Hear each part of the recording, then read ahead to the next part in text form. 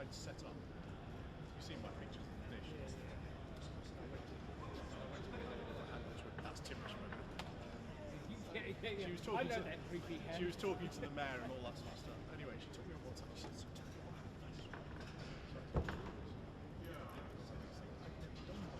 "Oh really? I went, really?" I said, "The Great Conquer, the national treasure." Done the. I said, "You've never done a public opening." So I explained what it was, and bless her, she got on the bus. She pretty well recited my speech. She memorised it.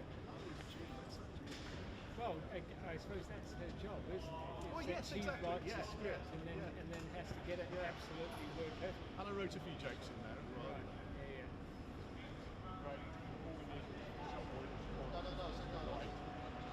Something white. I got my under. Yeah, but yeah, no, we need something white.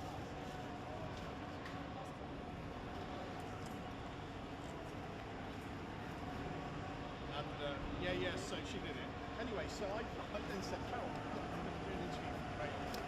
I was going to do it at 6:30 after the lights switch on." And do you want the light on? And I said to her, "Don't take this the wrong way. Can I do it before?" She said, "Why is that?" I said, "Because I've got my choir practice to do at 7, and I want to get off as soon as possible. And I don't want to be hanging around." Anyway, so I packed. We did this interview. That's the photograph that to be honest. Did this interview, and then I went off with the choir practice. Went panic and sailing. And I came out of choir practice, and I sent her a message saying, "Hi, went." And I got a message. "Hi Tim, this is Steve." Oh right, yeah. She's still here. This is 9:15. What? She stayed. She arrived at 5.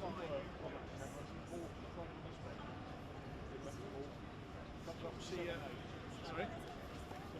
7, 8? Do you not want the light on it as well? Do you not want the light on? No? Okay. So yes,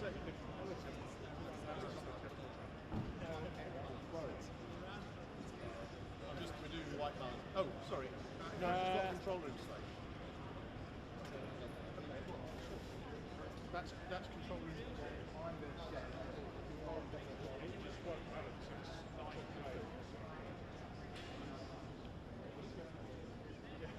Put it on the ground, come round if you want. Okay, remember that if it's in the shadow, okay, it will be very blue. So pick a panel that's got a bit of proper daylight on it, not shadow daylight. Pop it on the ground and you come round. Oh.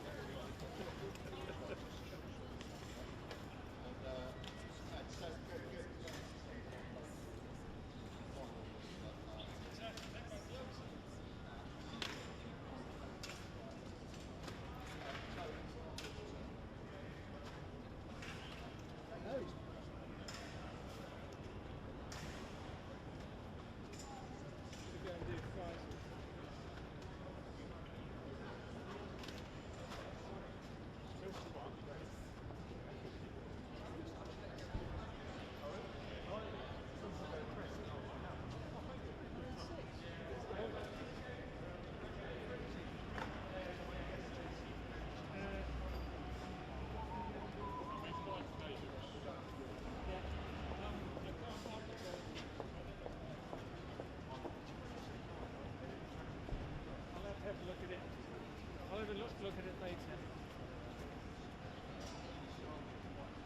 Are you sure your LVH and control room video is the same thing? You might know it's as OB turn 2. Try Swift before 2.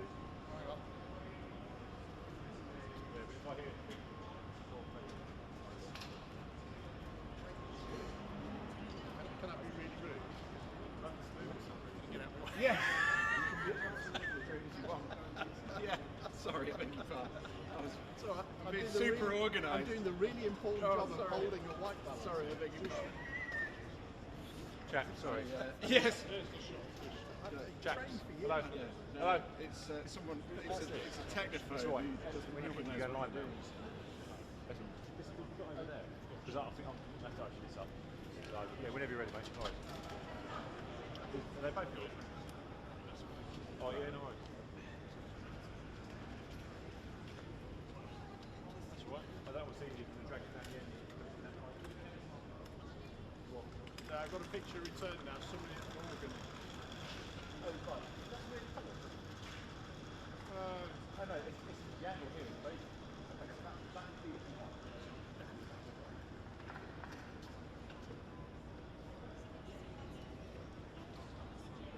No, Slade.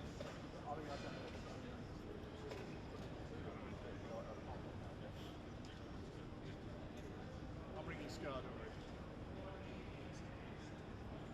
I see how it's a timber down the street. The police just called me and I Cheers, mate. Thank you.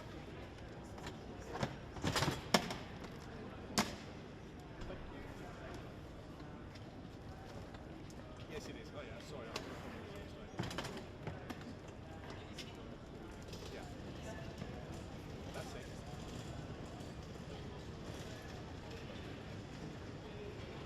Okay, so do you need to put it on the Swift?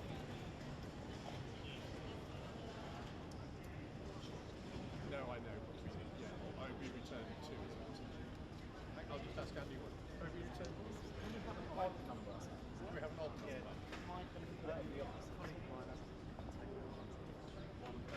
It's your control room to right.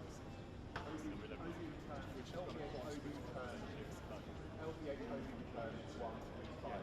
and then it's LBH OB return 1357.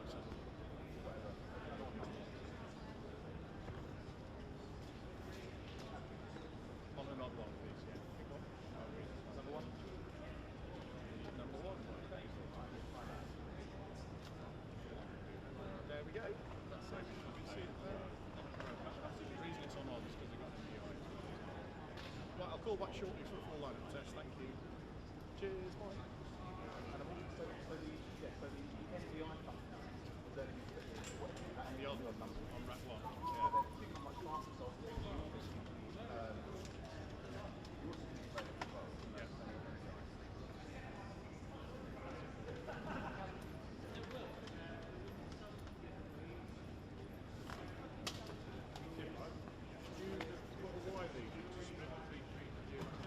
Yes, it's here.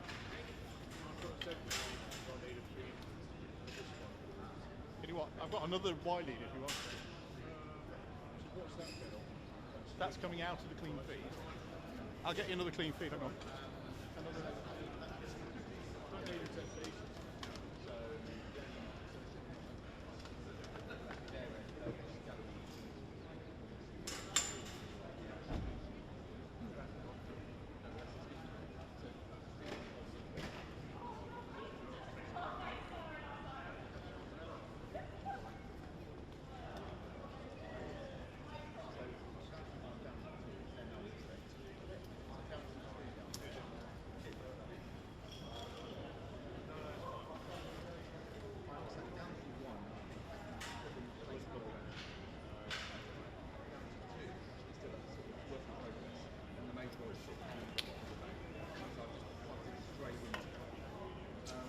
Ian?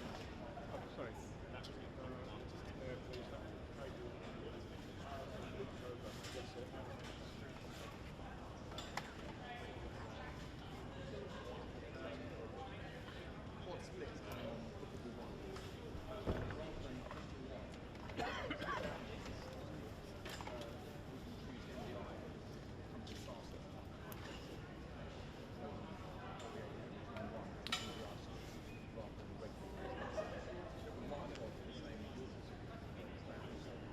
Yeah, so from the official light switch on, the 6:30, just walking around the crowd. Steve. Steve. Now. Resign. Steve. Steve. Off. No, it's fine. I've told Steve. The town council admin wants to start and the organisers on the bus. Steve.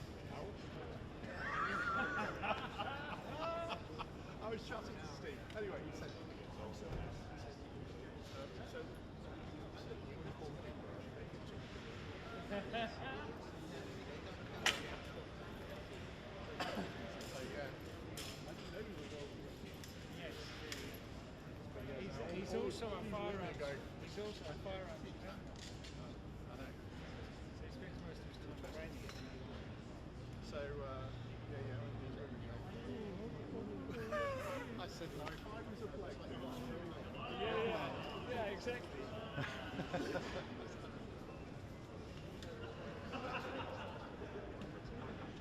We are. Paul, can you just tap the two microphones for me? The one with Yeah. the shield. One with the shield One without is the shield. right. So if I just start talking about this level, is that looking good? Yeah, can you tap the one without? Oh, Faisal. Hello, how are we doing? Yeah, no. Up here, Faisal. Yeah.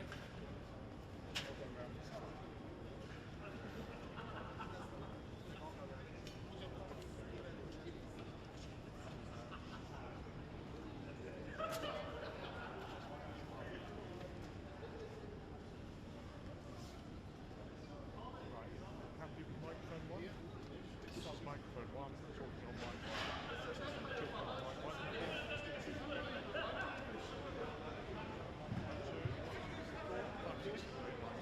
Microphone 3 is over the fence. Speech about that in a sec. One, two, three. So what can you do? You can do this for an hour. Experience. I don't have to tell you. It's up to you.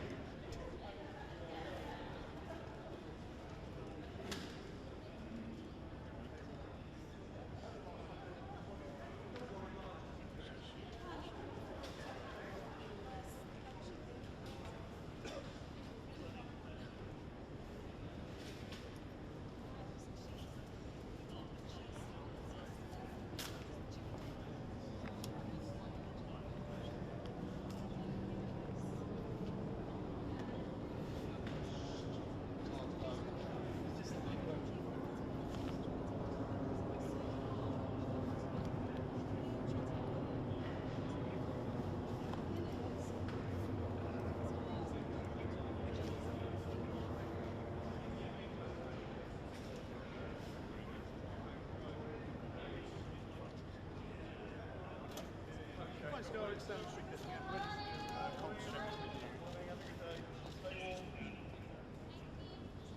I think we're on news package 51.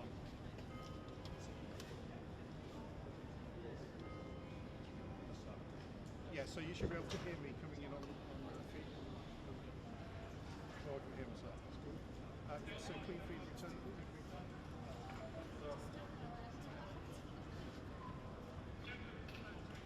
No, nothing on that one. Stand by.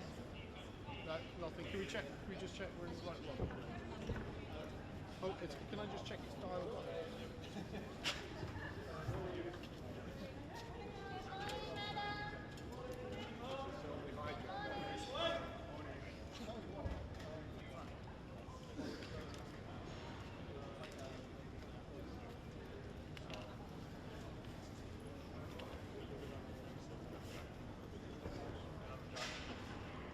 Nothing. Can you hear that? Yeah, keep talking on.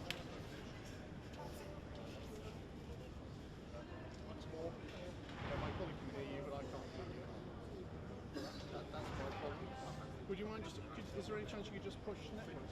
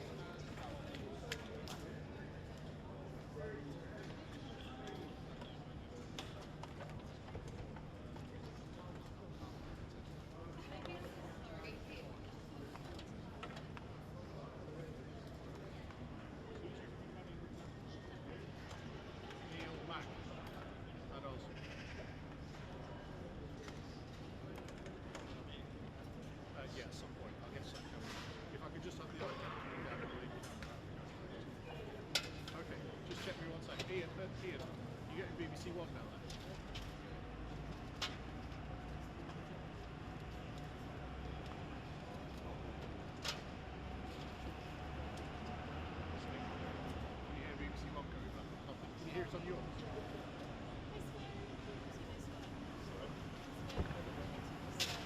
Right, I can hear it's on one of them.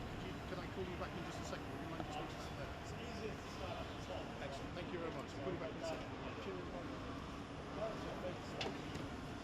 So you're not getting it there?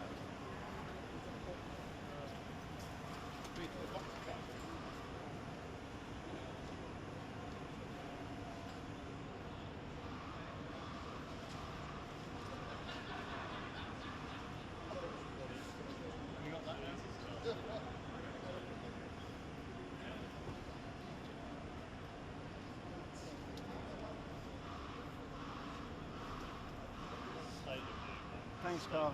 You've changed.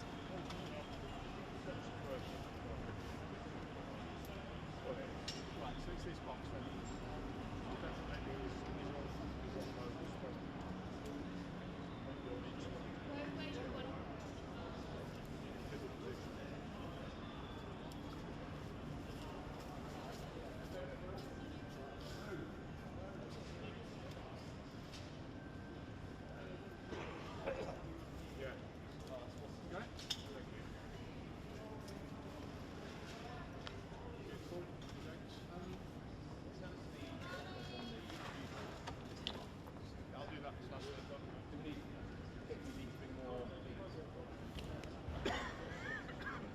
I've also got earpieces and a headphone up.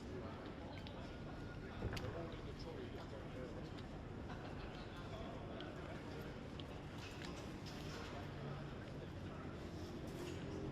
Studio tour. Well, I think we're discussing whether they can. Let's do,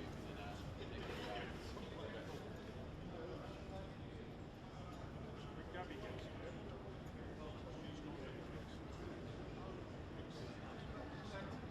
Hi Scar, it's Ed Timmett down the street. Yes, I've got the return now. Entirely our fault. That's good. I can hear BBC One loud and clear. Yeah, got you. Thank you very much. Cheers. And you, yes, on is that Newspack 51? Is it? Okay, 52, which is camera 2. You should also hear the audio coming down that as well.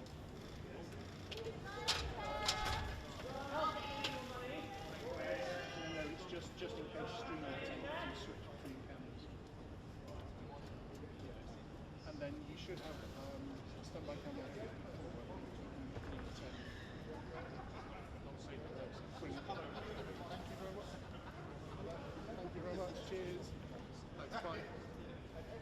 And some white paper. Oh,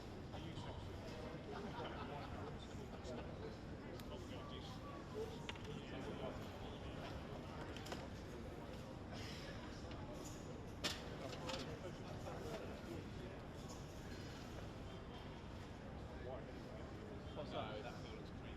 Do you want the brolly again? Oh, in the here.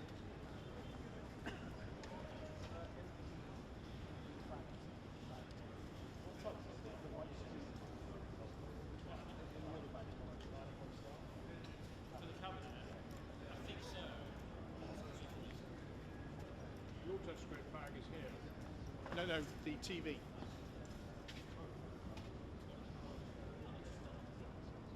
Thank you.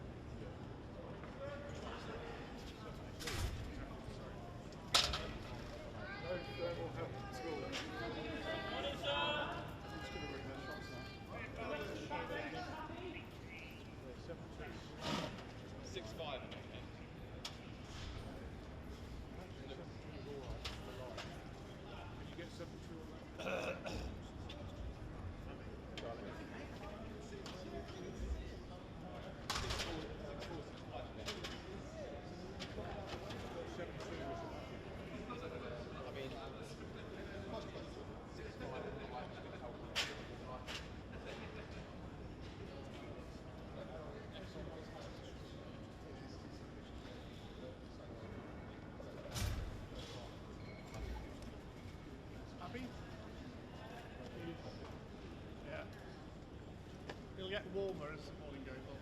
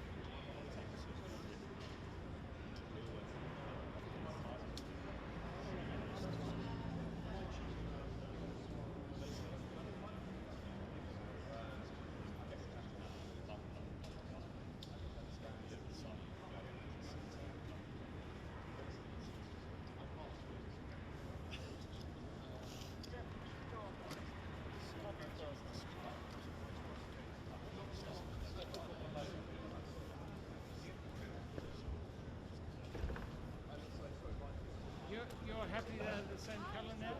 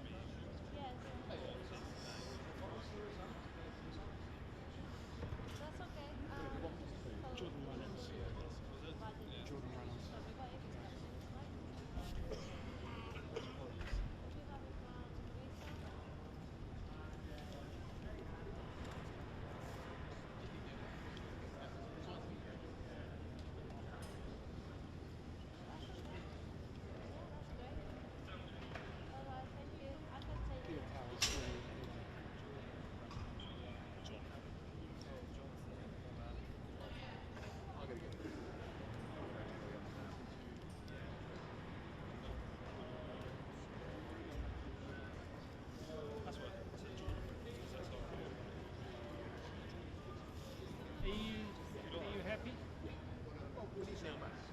Oh, right. Only other one who's been has been a car. Is it? The only other person who's been I mean, I can hang around until.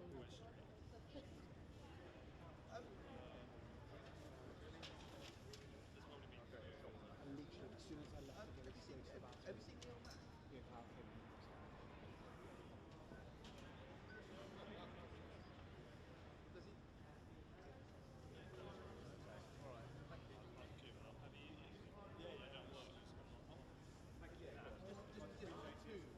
Have a good day. Earlier next time.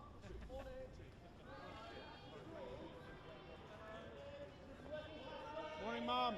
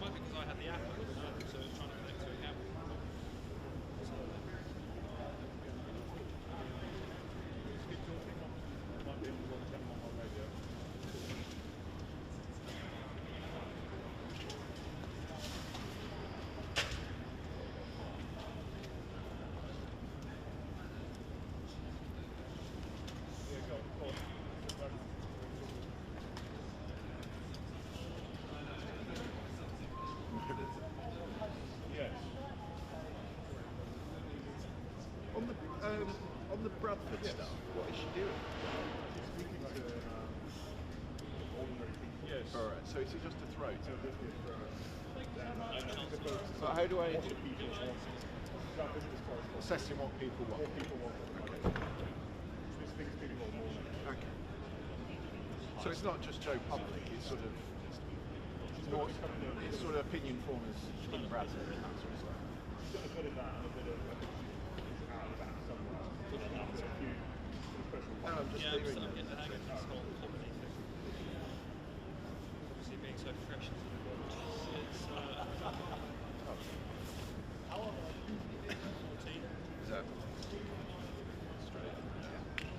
Well, It's 21. So once you keep asking kids, I'm just interested here, mate.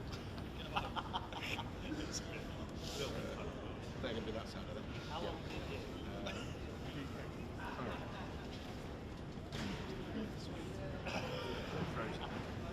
My car, we showed it. There's Nick.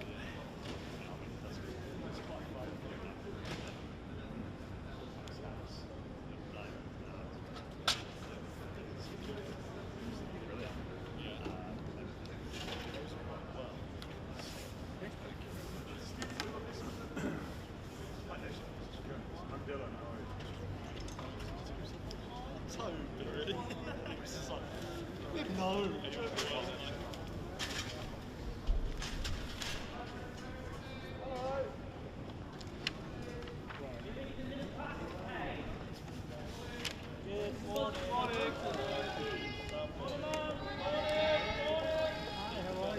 Morning.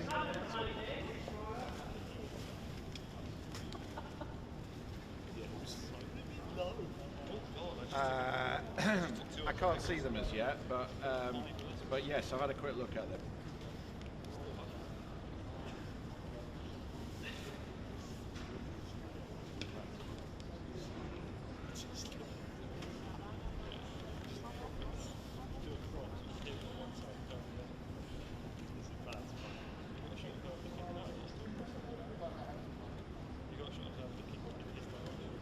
Yep.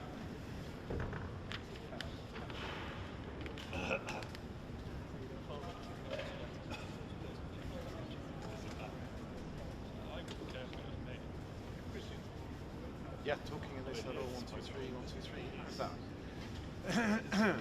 Yep. Okay, alright, thank you. It is budget day, we're in Downing Street, outside at number.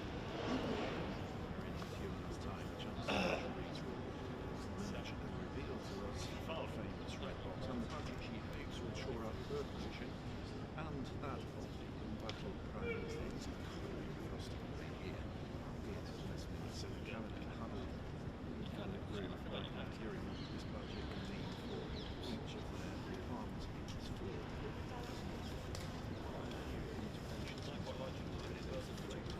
Yeah, I know. Last week we had a rapid retreat from it. This week we think primed for smaller tax rises to build. 30 billion fiscal hole. Now, at the last budget, Rachel gave herself just a small federal increases that will be claimed, of course. One's the central problem in the defence as well. And also there's some very optimistic forecasts on the productivity from the ABR. She has lost. She's got a red brief on the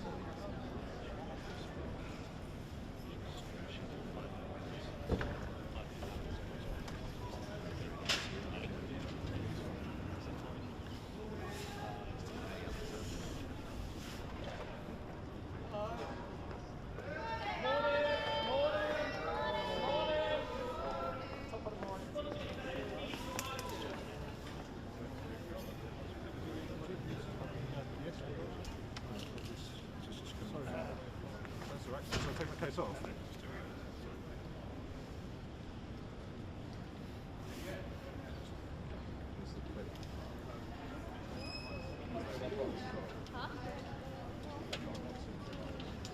Yeah, I could use it turned up.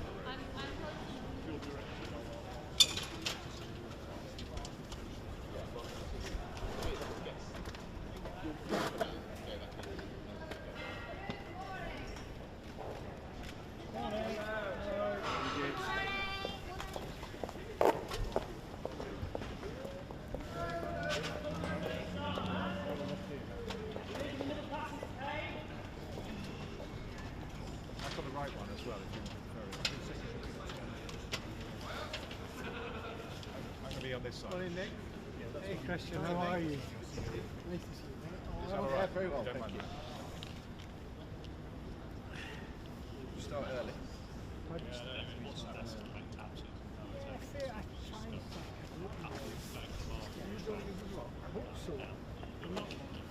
Either that or I've... I don't know, do we need an earpiece? You might have some else. George? Yeah. Could you shoot that on my back? Thank you. Yeah, that's the one. Thank you. How are you?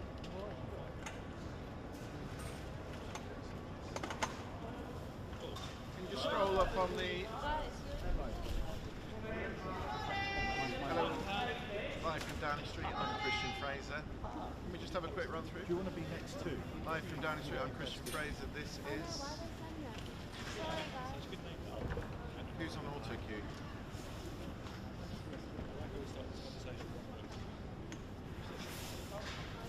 Would it be best if Nick is next to Christian?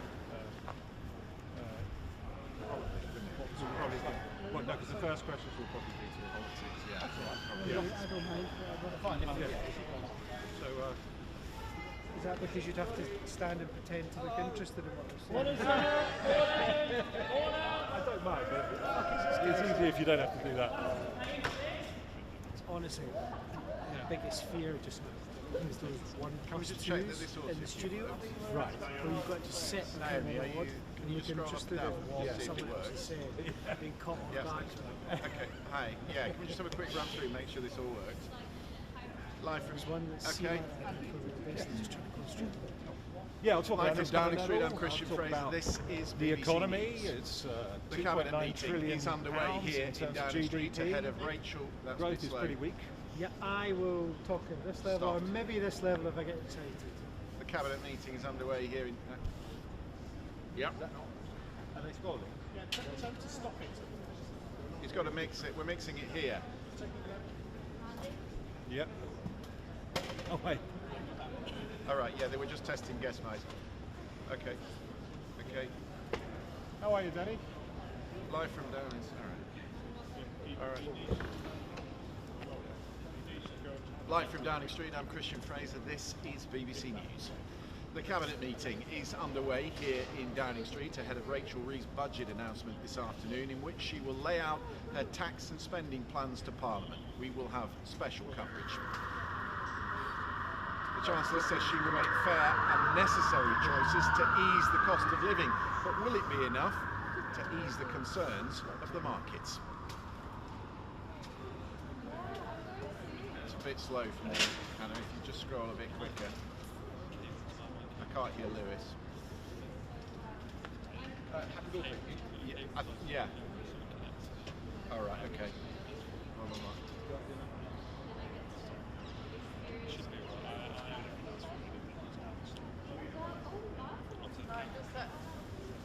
Just that step. Problem is some of the too much. Too much.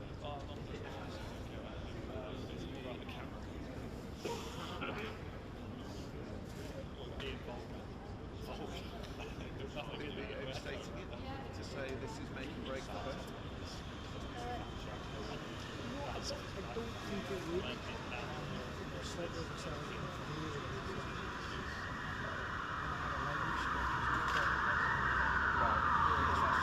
Depends what you mean by size, I suppose. Yes. Yeah. It's not just down there. Remember they got dogs? Quite fun of Chicago.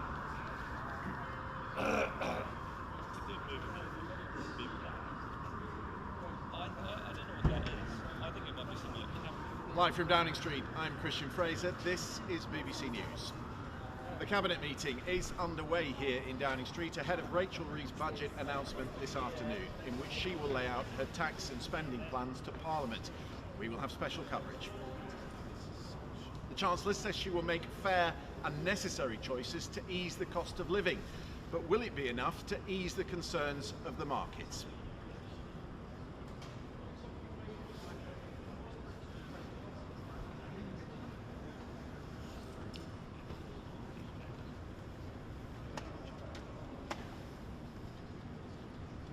see number 10 or number 11? You've got 10 out of it. 10 of them. So you've got this one. Yes.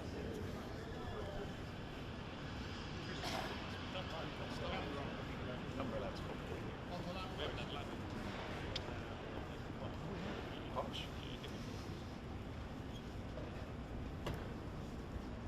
Sneaky cat.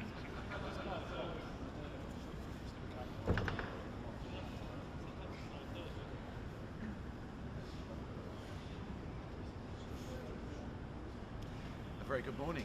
It is budget day. We are in Downing Street, outside number 11, where in just a few hours' time the Chancellor Rachel Reeves will emerge and reveal to us the famous red box and a budget she hopes will shore up her position and that of the embattled Prime Minister. It is a cold, frosty morning here in London. The Cabinet Secretaries have just gathered in number 10 to hear what the budget will mean for each of their departments, and it does feel as if we've been through quite a few iterations of this budget already. There was the floated rise in income tax and then the rapid retreat from it. This week we've been primed for a whole smorgasbord of smaller tax rises to fill a £30 billion fiscal hole. Now, at the last budget, Rachel Reeves gave herself just a sliver of headroom, which always increases the risk that a Chancellor will be blown off course. And behind it all lies the central problem that the UK faces: weak growth, high spending, and in recent years some overly optimistic forecasting from the OBR. There will be a downgrade, we're told today, in the productivity forecasts. This week, she asked the fractious left of the party to be patient and to back the whole package, not cherry-pick the parts that they like best. The question now is whether she can deliver something credible enough for the markets and reassuring enough for her own backbenchers. With me in Downing Street to guide us through the day, Nick Eardley, our political correspondent, and Andrew Fauci, our economics correspondent. Welcome to you both. How much jeopardy do you think the Chancellor is in right now, and would it be overstating it to say this is a make or break day for her? I mean, it's make or break in the sense that if she gets this right, she might buy herself a bit more time to steady the ship. I mean, how many times have you seen big questions about her future, about the Prime Minister's future, over unforced errors? A lot of MPs are extremely unhappy with what's been going on behind both of these doors over the last few weeks. Is it the case that if this goes badly wrong, the Chancellor is done? Probably not immediately, in the sense that there isn't an obvious mechanism by which the Labour Party will start to change things. But be under no illusion, politically, this is a huge, huge moment. Been on the back foot for months, has really struggled to set a narrative for what it wants to do with power. Today will be an attempt to change that. The Cabinet's been going in over the last 5 or 10 minutes.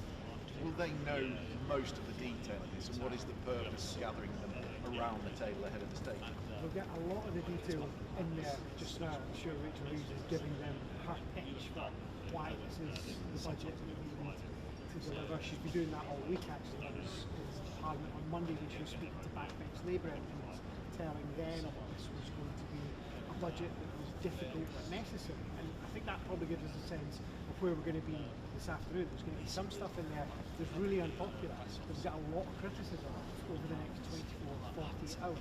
But it feels, Christian, that when you look at what we know is in there and what we think is in there and what might be in there, it feels like a budget that is aimed at Rachel Reeves' party. Of course, it's going to matter how this goes down.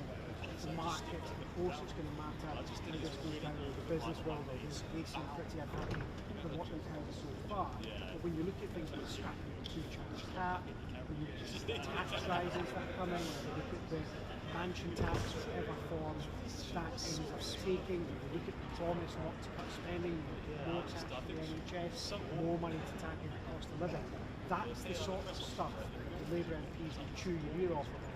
So I think a lot of them by tonight might be pretty happy.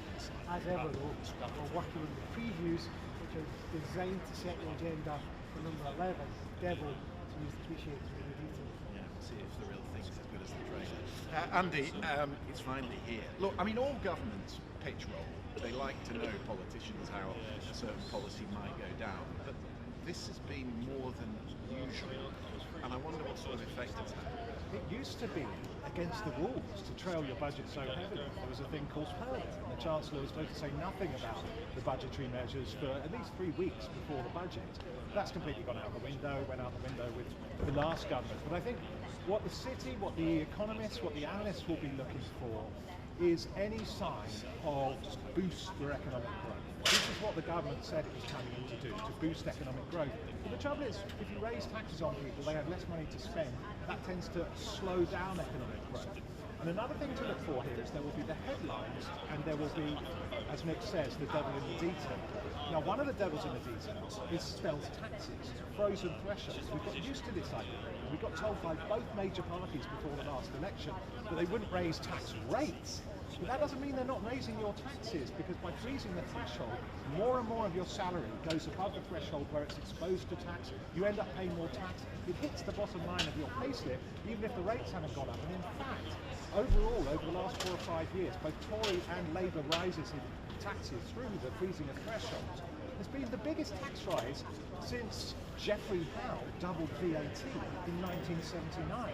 So don't listen when either party says they haven't been raising taxes on working households. They both have. Question that, will she extend that for another 2 years? Hitting you round the back while maybe offering you some sweeteners down the front, like cheaper energy. A Chancellor's job is to make the spending balance with the tax raising and the borrowing. But there's an unknown factor there, isn't there? And that is what is the economy going to do? And that has put the focus on the Office for Budget Responsibility and their forecast principally for productivity, which we are told will be downgraded today. Yeah, I mean, a couple of points there, Christian. What you said at the first, their role, which they always tell us it is to balance money coming out with money going in. Actually, there have been only 5 times since 1971 when the budget has been in surplus. And over the last 125 years, only 14 times out of those 125 years when the budget has been in surplus. Is that a bad thing? Not necessarily, because in a lot of those years we had much higher economic growth than in the last 15 when we were concentrating so hard on austerity. The Chancellor's job is not just to be a steward of the public finances, but also to regulate the economy. And what you've got to think is when the government's in deficit, that means the private sector's in surplus and vice versa. So when the government's in surplus, that's not necessarily a good thing for households and firms. So on the one hand, people want the public finances to be steady. She'll want to reassure the markets. She doesn't want the bond markets to take fright like they did in late 22 after the Trust mini budget. But it's not. It's a bit of a false dichotomy to say if you depart at all from your self-imposed fiscal targets, then the markets are going to sell off. They've changed those targets 10 times in the last 15 years. And what are they anyway? Let's just think about it. The government says in 3 years' time, we want to be spending less than we're getting in on day-to-day stuff like benefits and civil servant salaries. Okay, so that's been a promise now since around about 1997. The number of times that promise has actually been met? Once. Yeah. 2000, 2001. Like forecasting the weather. That's right, exactly. Because you can't control world events. And what use is it to have somebody give you a forecast 3 years from now, which is very likely not to come true? So just to give you one example. Does the OBR get too much power? Well, there is an argument about that. We have a situation where the OBR, which has been there since 2010, we didn't have it before 2010, everything hangs on its forecast. And there's a question here as to whether the forecast tail is wagging the economic dog. So you need forecasts to work out what's going to happen to the public finances when you take your various measures. But to start with a forecast 3 years from now and work backwards and then set your policy based on that, a lot of people are now questioning whether that's a sensible framework when you have to plan over a much longer time frame. If you want to hit net zero, for example, you've got to plan over 20 or 30 years. And he's saying the expectation is that it will settle nerves on the markets. The ultimate test is whether the voters like it. And I'm interested in your suggestion that this is a progressive looking budget that appeals to that benches, because there is a story in the Times today quoting a YouGov poll that actually, you know, those lower income families are not actually where the bulk of Labour's support is now. And if you freeze tax thresholds, you're actually hitting the middle classes in places like London who are actually voting for Labour. Think of the things that you would naturally associate with a Labour voter. If we're going to be really general about it, decent salary, yes, you'll be paying more tax under the thresholds that Andy was just talking about. maybe if you've got an electric car, you're going to be paying a bit more tax because there's going to be a charge per mile if you've got one of them. And one of the really interesting things that's perhaps a bit misunderstood about this budget is when you speak to MPs from both sides, particularly Labour MPs, they think that scrapping the two-child policy is the right thing to do.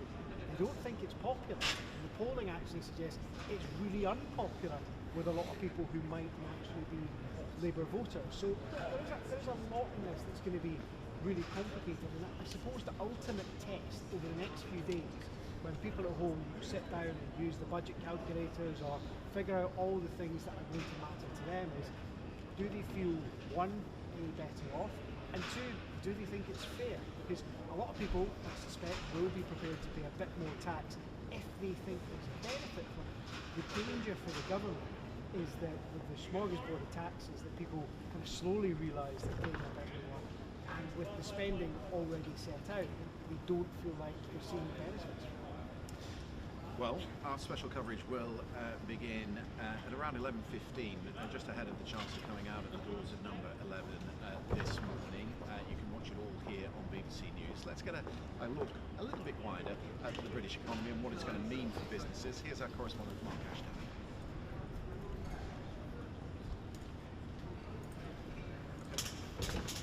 Okay. What's next?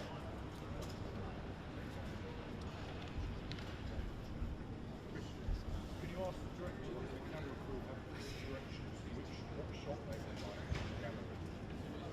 Not quite sure. Can we just start? Sorry, say that again. You would... The director just needs to tell us what shots they would like. Right. Could you let us know what shots you would like? Because the camera crew, we have 3 cameras here, so they just need a bit more direction. Just one or two. One's you. 1 is on me, and 2 is pointing that way.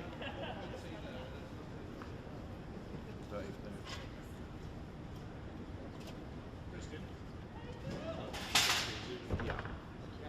Yeah.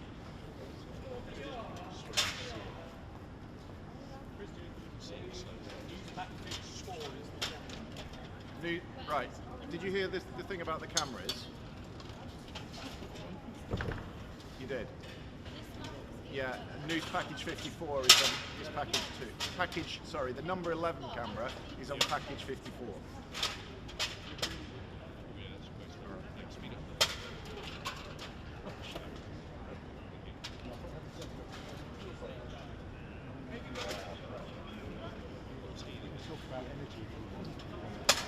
I've got to get a minute's up song to get us into a break because they're going to opt us away and then we're on the stream for 15 minutes. Oh, we're going to keep going. Okay, all right. We can talk about energy, we can talk about the bond markets. Yeah, let's do that. I'll try to explain it really simply. Yeah. Right. Okay. Yep. Sorry. And Vicky Spratt is here, so we can do housing as well. Oh, do we have? We don't have a third mic, do we? No. We can bring her in. Fourth. Yeah. 4th mic. Yes. Sorry. Yes. That's why I'm not in economics.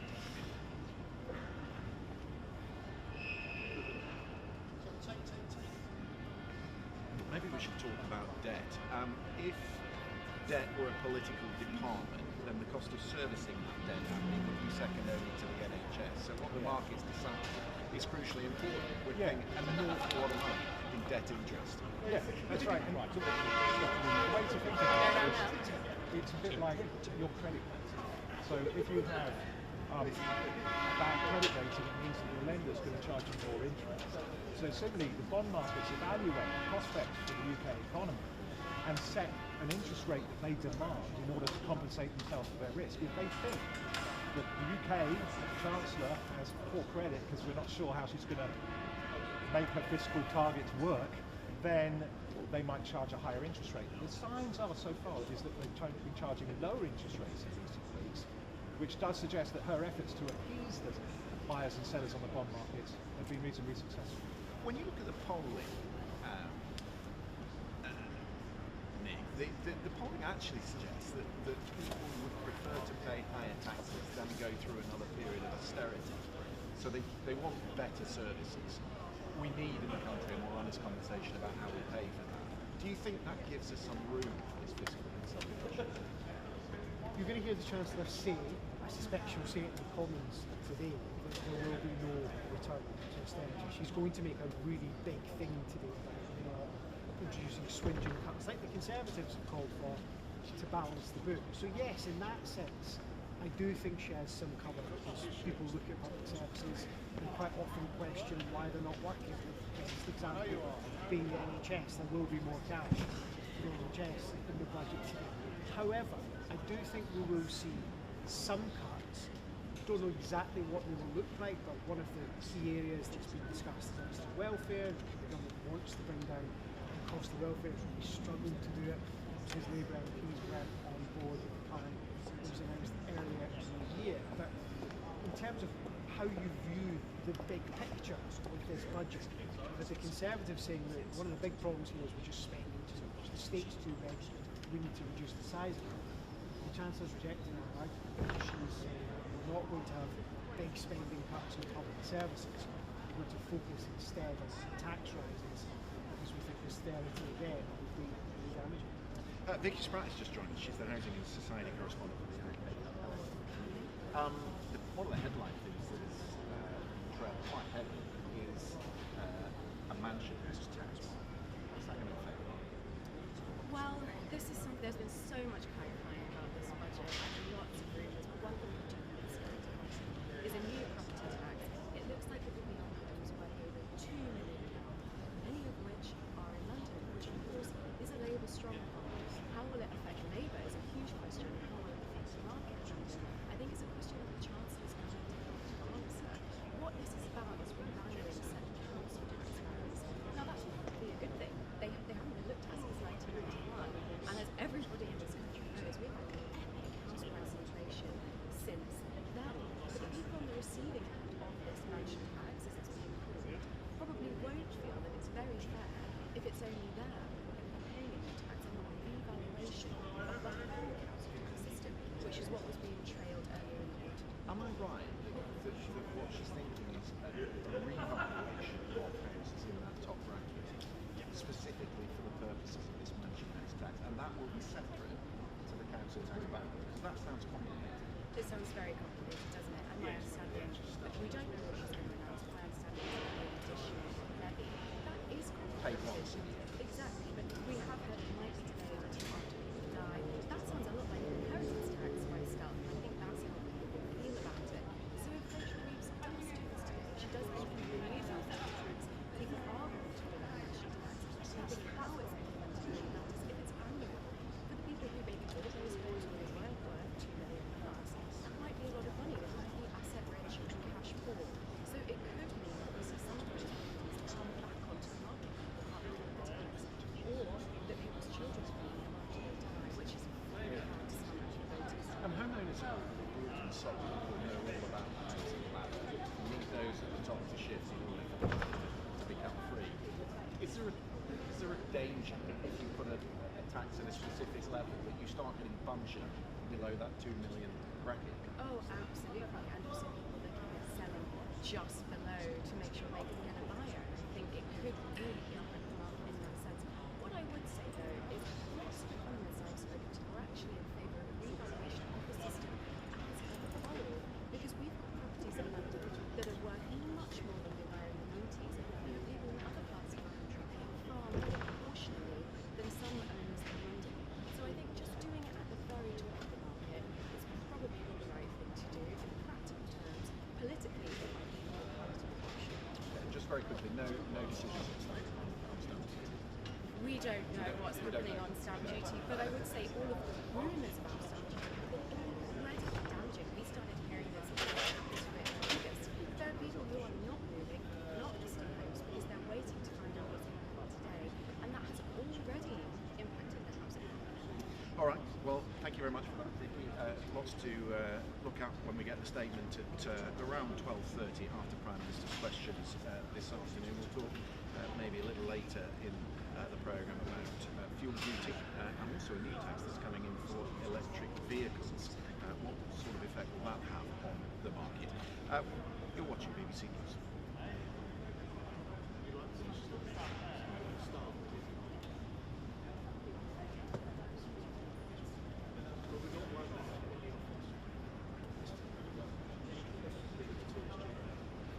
Yep.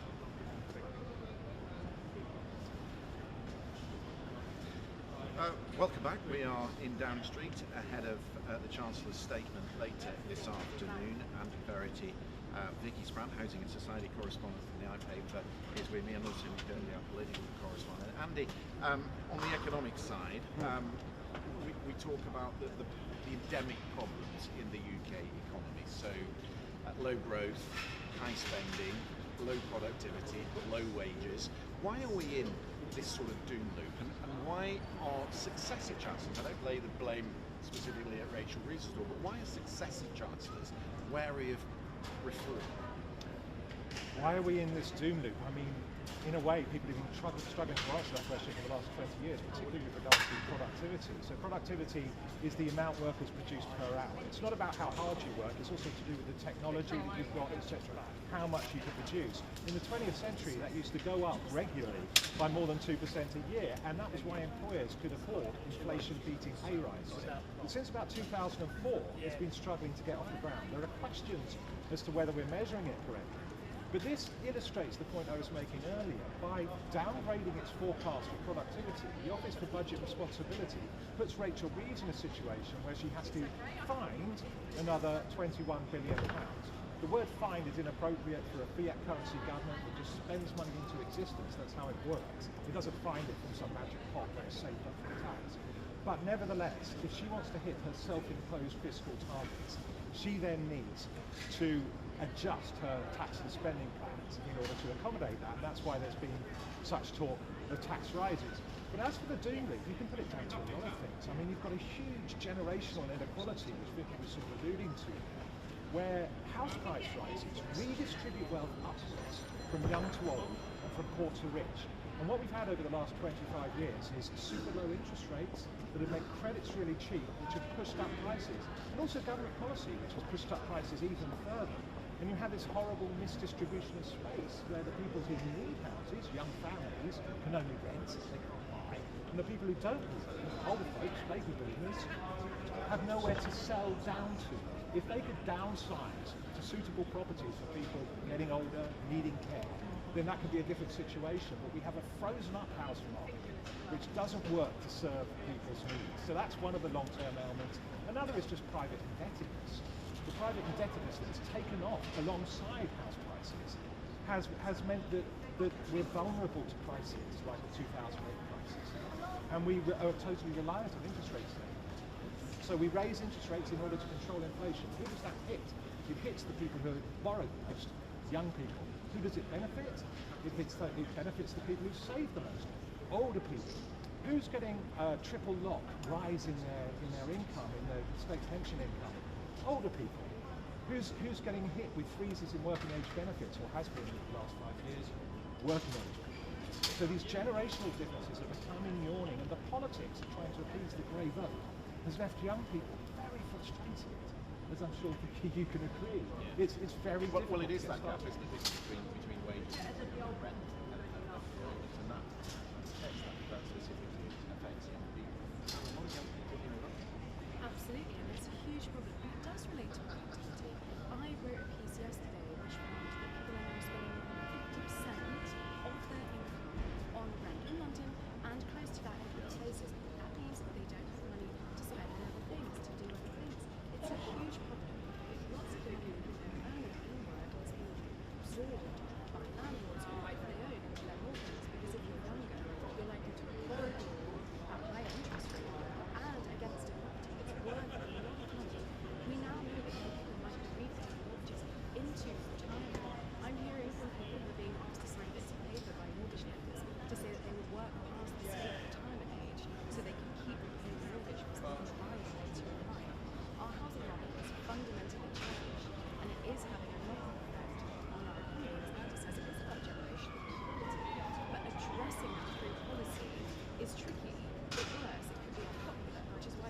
stay away Is from it. it tricky? Because one of the criticisms of the Chancellor is the tax that she put on national insurance employers, the national insurance employment tax, which has indirectly affected the employment of younger people at the lower end of the wage bracket. If you look at the Guardian article this weekend, 43% of that jobs that have been lost since this government came in are people under the age of 25. Needs, those that are not in employment, not in training, is now nearly at 1 million people. So there is a chronic problem here, presumably she needs to address. She does, and it's also worth remembering the government promised to solve it. They promised to make employment better for younger people. They are putting up the minimum wage for young people and for youth workers as well. Which is great if you have a job and if you're seeing that increase. But there will be that issue about unemployment, whether this will squeeze out more jobs and businesses by then if they're looking at increasing taxes. It's also worth remembering, Vicky was just saying, this is a government that's promised to deal with the housing shortage and bring prices down by building a lot more. That is something else that's proved frustratingly difficult for ministers to do. They say they're still going to achieve their goals, but a lot of people are struggling to see how that's going to happen. Well, that's getting people into construction jobs, it's getting the housing market moving, and at the moment they're not creating, the criticism is they're not creating the environment for that to happen. There's a shortage of labour in the construction industry, as there is, for example, in the care industry. And this is one of the ways in which your point about having an honest conversation is really key. If you want skilled workers, and we haven't got them, guess what you're going to do? You're going to import them. Most immigration is legal, and that's why we see people from India, from Pakistan coming to staff the health service, coming to do those relatively low-pay, low-skilled jobs, or sometimes high-skilled jobs, which we couldn't otherwise find people to do. That's the sort of conversation that politicians aren't really yet having. What about the other things that we think will be trails in this budget? In terms of cost of living, an EV tax, a new tax for people who buy and use electric vehicles, and a freeze on fuel duties. Those are direct things that directly influence people who go to work. Yeah, they do. I suppose the argument for it will be that if you've got fuel duty, you're paying tax, and how much you're driving, if you've got a petrol or a diesel car, you need an equivalent for electrics when more and more people are driving. But the cost of living is going to be absolutely crucial, as well as those increases in the minimum wage for people. We're going to hear a lot about energy prices. There will be more subsidies for people who are on low incomes. I suspect there will be a lot to dissect when it comes to the cost of living.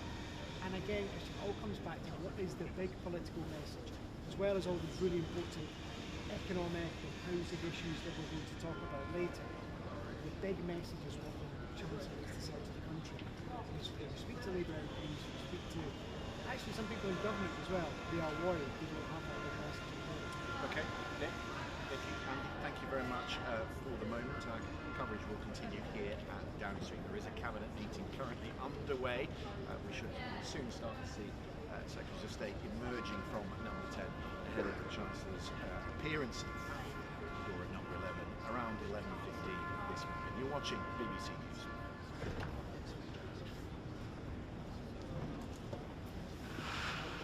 You need to give me a bit more direction. You were telling me it was going to a SOT and then we were going to a break, and I don't know what SOT. So if you could just give me clearer direction, that would really help.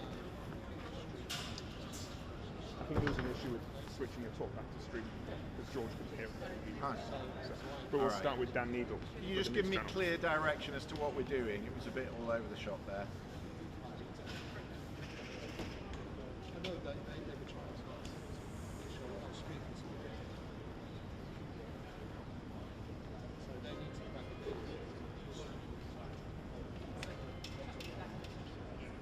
I'm not hearing output. Chris Page, who? Who else?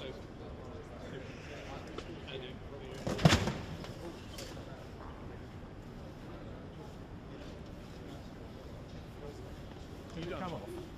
You done? I've no idea. Oh, okay. I'm just not hearing output. Oh, no. When you went in limbo. Oh, I see. You're right. I don't think I was hearing it. So we're going to the regions, are we? Oh, I see. Where's Vicky's one? It's clear as mud. Are we going to regions?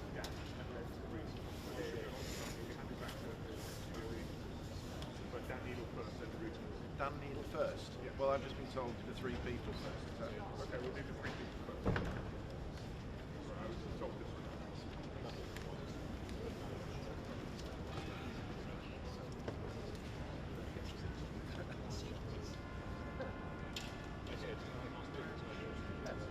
Welcome back to Downing Street. We're looking ahead to the budget statement, which is coming up at 12:30 this afternoon. After Prime Minister's questions, lots of speculation, of course, over recent weeks as to what it will mean for businesses, for taxpayers, and for those lower income families. What will it mean for the nations around the UK? Let's get a view on that and bounce around the various nations. Joining me from Stormont, our Ireland correspondent, Chris Page. Let's start there. Chris, tell me a little bit about what you were expecting and how that might appertain to Northern Ireland.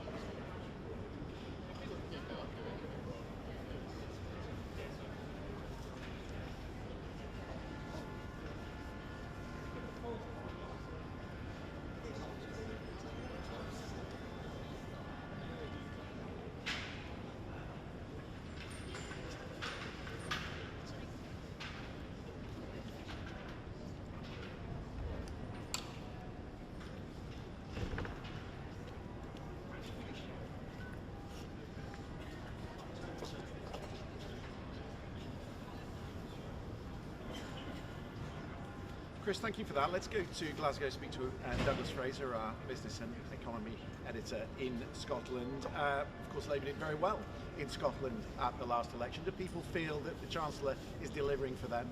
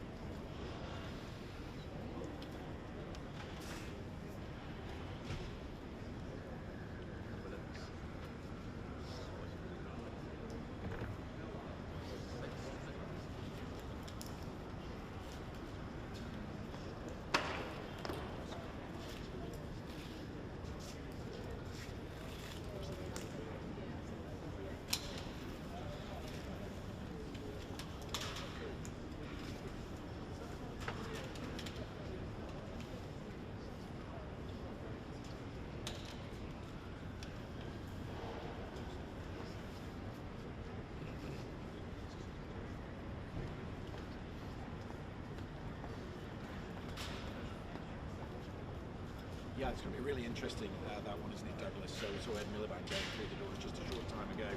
Questions shouted at him regarding that, because he was certainly an opponent to easing those licences in the North Sea. Thank you very much for that. Let's speak to Hal Griffith, who's in Wales for us. If they're nervous in Labour in Scotland, they're certainly nervous in Wales, Hal.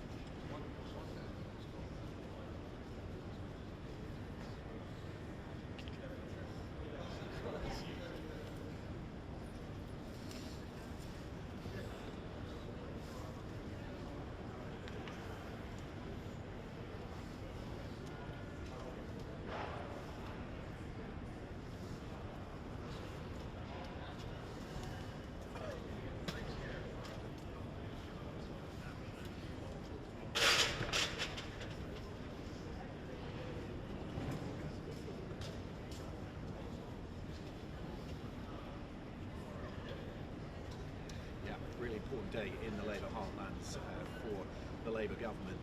Hal, thank you for that. Thank you also to Doug and to Chris. We'll continue to keep an eye on the reaction in the regions and nations around the UK today. Let's get an expert on tax, a view on what's going to be in the budget today. Dan Needle is a tax expert. He's the founder of the Tax Policy Associates. Welcome to you, Dan. Business this week at the CBI conference called for a bolder budget. There was an appeal for the Chancellor perhaps to go back to the original plan and raise income tax. Instead, we're going to get this range of smaller taxes. What will you be looking out for?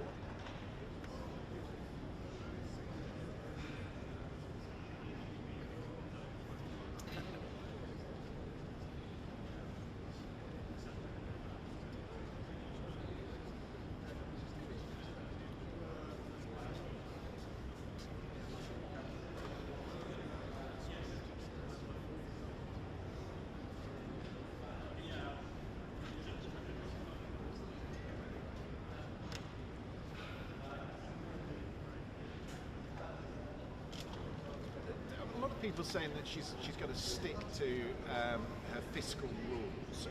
If this thresholds freeze that we've talked about applies to national insurance contributions, does that for you constitute a breach of the manifesto?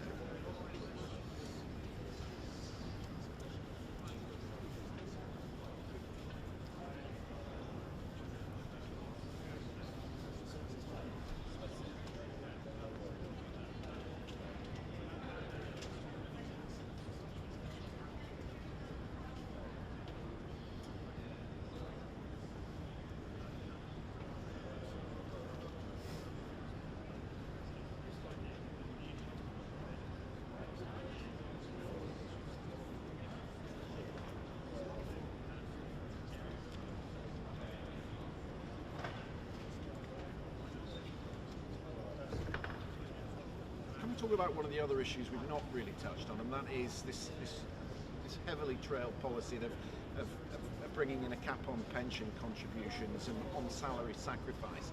What is that likely to mean?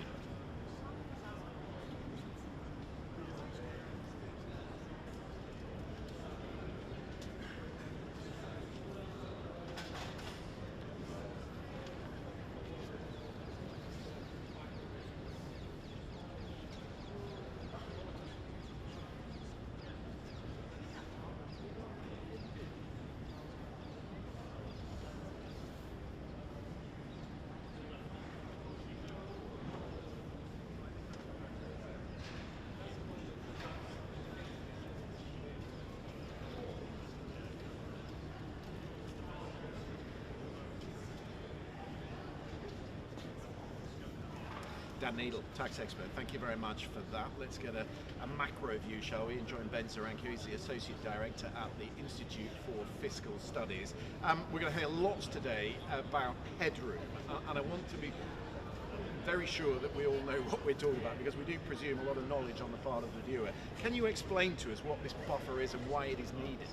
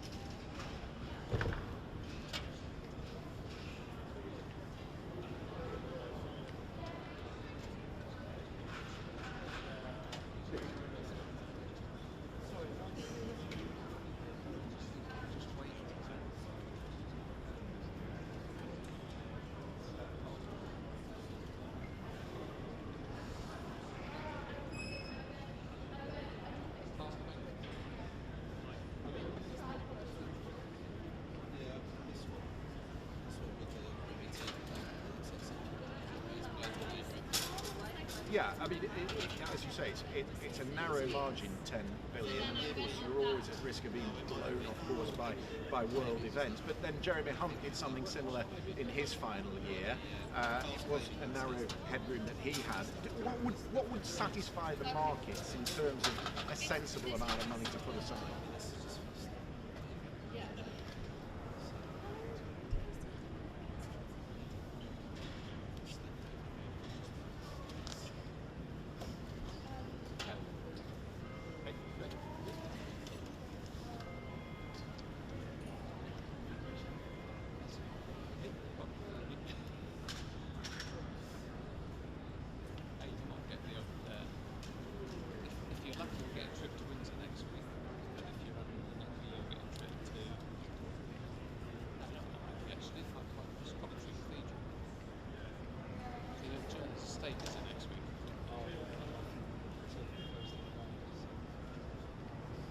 Ben Zaranka from the IFS, thank you very much for that. We should inject just a little bit of optimism for a second. We talk about the problems with growth, but there was some suggestion this week at the CBI conference that in fact businesses sitting on investment and in quarter one might be ready to spend as long as they get a break today. So they'll be watching very closely what comes up in the statement. Around 12:30 we expect it, just after Prime Minister's questions. We'll take a short break. You're watching BBC News.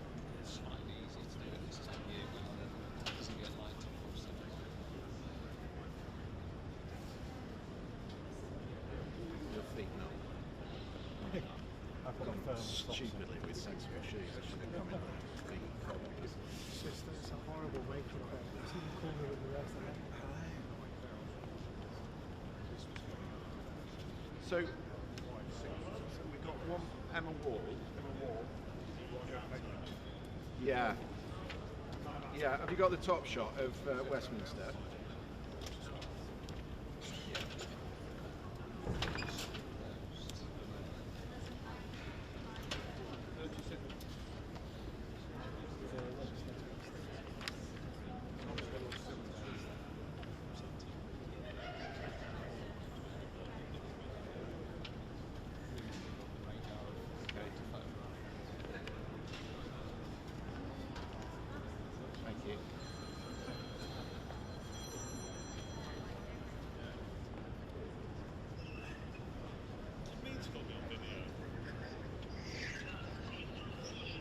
Welcome back to Downing Street. We're standing outside number 10 where a cabinet meeting is underway. We should start to see the government emerging very shortly after they've been given their instructions of how to sell this budget, and of course we'll be learning perhaps for the first time, what this budget, this statement is going to mean for their departments. We're fidgeting here because it's very cold. It's a frosty morning in Westminster. Let me show you the picture around Whitehall. In fact, we've been hearing the horns of the tractors, which are here. Of course, the farmers not happy with what came out of the last budget and how it affected them. There is actually a cordon in place around the Palace of Westminster today, but you'll see that just on the edge of that cordon there, the farmers are gathering a couple of tractors in the rear there.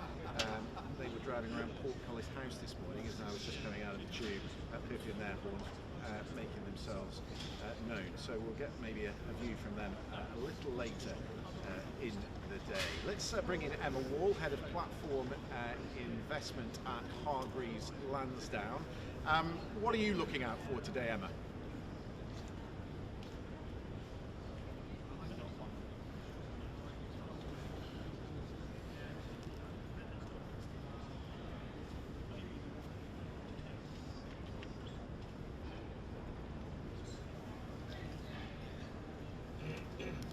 What about pensions? We were just touching on that with Dan Needle.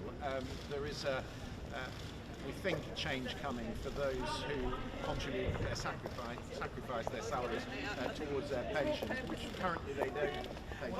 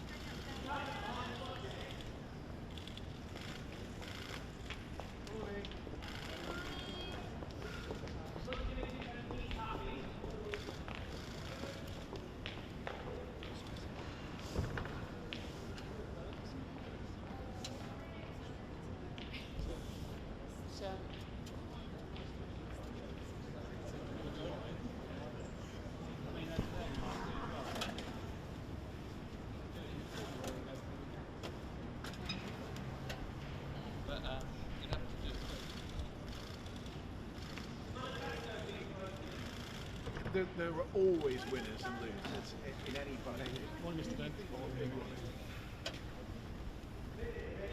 Yeah, might be quite nice.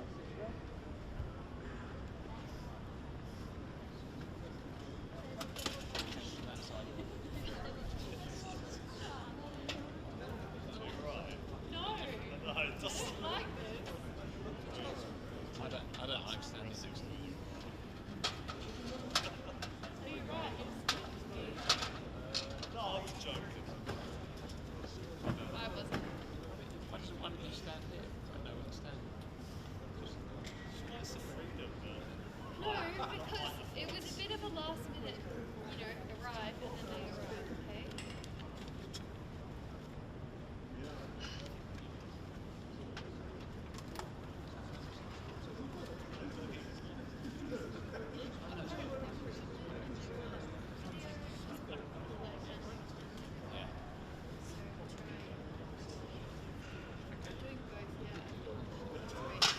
Emma, thank you very much indeed for that. I can just tell you actually that the Cabinet meeting here in Downing Street has just finished. We're starting to see secretaries going.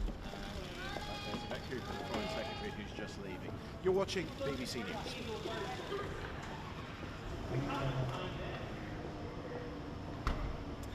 Yeah, as I mentioned, to see Secretary of State just drifting away from the Cabinet meeting, which has just ended.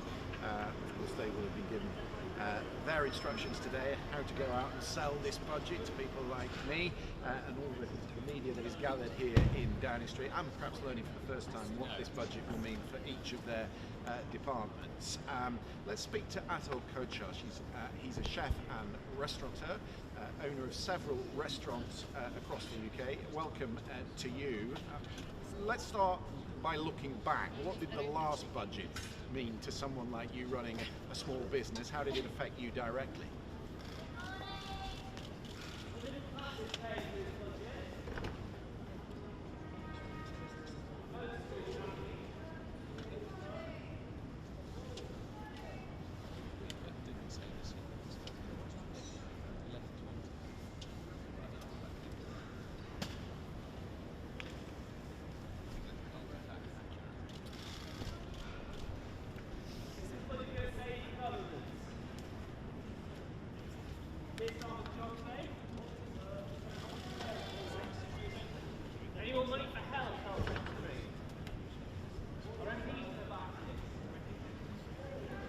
was a rise in the minimum wage announced yesterday, which fulfills a manifesto commitment that Labour had set out. But what does that mean for you?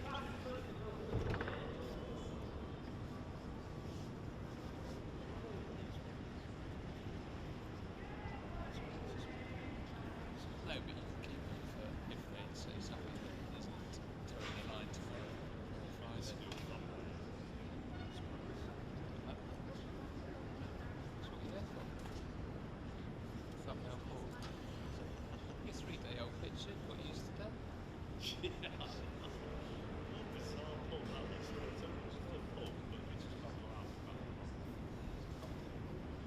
the meantime.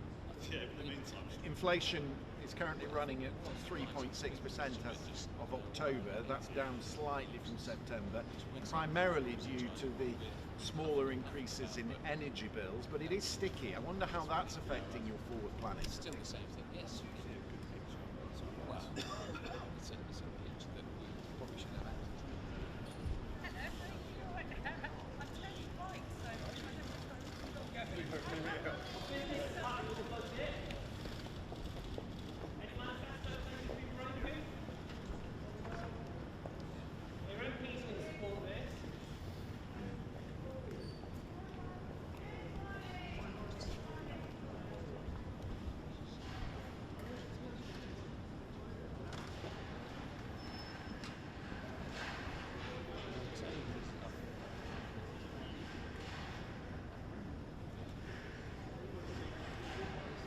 Atul Kochhar, restaurateur, thank you very much for that. Peter Carr, the business centre, the latest to walk out of the door of number 10. In fact, he was the first here this morning because, of course, what will be set out later today will have a direct impact on businesses around the country. So let's go to Bradford and hear from Emma Vardy, our news correspondent, who's gathering opinion today, Emma.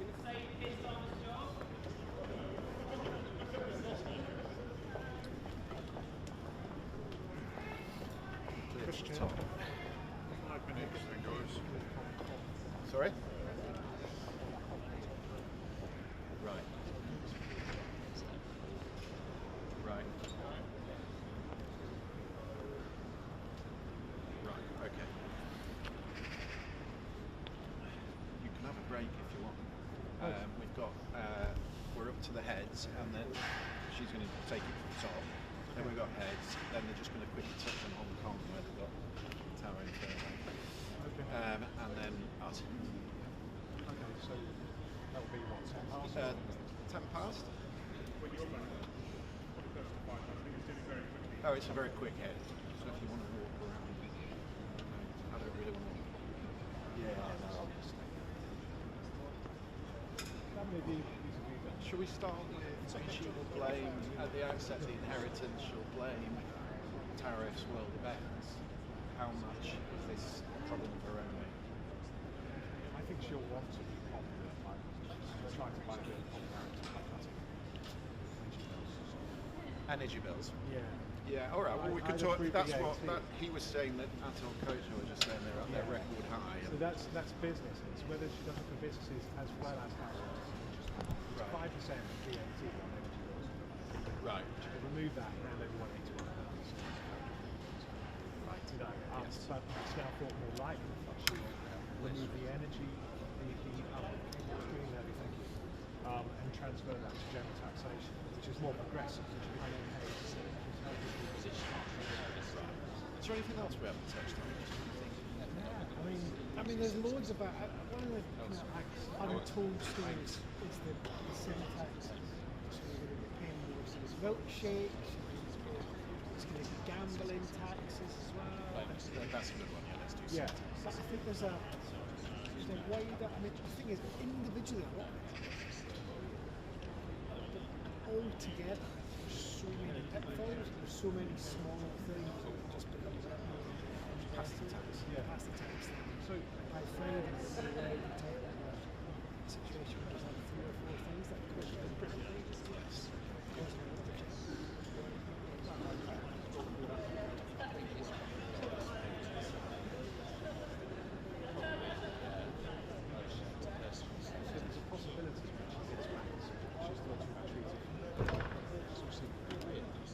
huge It's profits. banks. Yeah, yeah, Right. they've got huge Well, like a profits. windfall tax. Yeah, we are currently transferring about £22 billion a year to banks by doing something they don't need to do, namely paying interest on reserves. That could be reduced. It was reported that she was looking at that. That's been advocated by Reform and also actually on the left by the Greens. Right. So it's a sort of mainstream versus right and left debate. You know, so basically they're saying the banks are being fed a decade, you know, and they've got record profits. The share prices are all-time high, but they've lobbied furiously not to look at with extra tax. So it may be good news for the banks. You know, with that money, although the two-child benefit is, and have maybe and have more headroom. Yeah. That is a good one to do. Let's touch on that.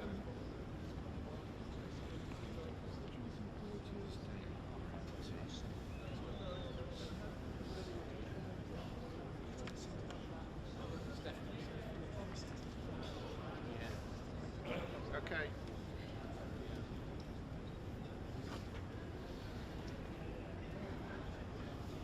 Live from Downing Street, I'm Christian Fraser. This is BBC News. The Cabinet meeting is underway. No, that's changed. The Cabinet meeting has just finished here in Downing Street ahead of Rachel Reeves' budget announcement in which she will lay out her tax and spending plans to Parliament. We've got special coverage. The Chancellor says she will make fair and necessary choices to ease the cost of living. Will it be enough to ease the concerns of the markets?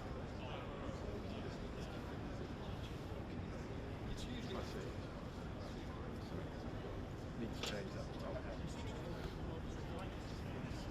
we can talk about banks, and we can also talk about whether it's a giveaway or a take.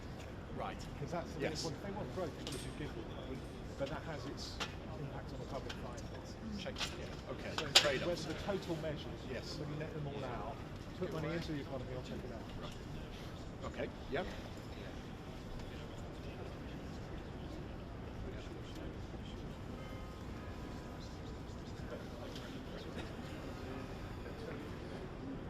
Get one of each of these before we go to.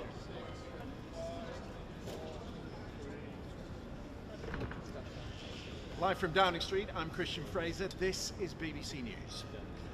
The Cabinet meeting here in Downing Street has just finished ahead of Rachel Reeves' budget announcement in which she will lay out her tax and spending plans to Parliament. We will have special coverage. The Chancellor says she will make fair and necessary choices to ease the cost of living. But will it be enough to ease the concerns of the markets?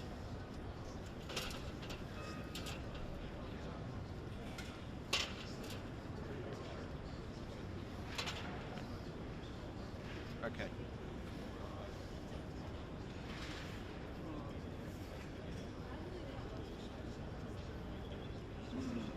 Great, thank you.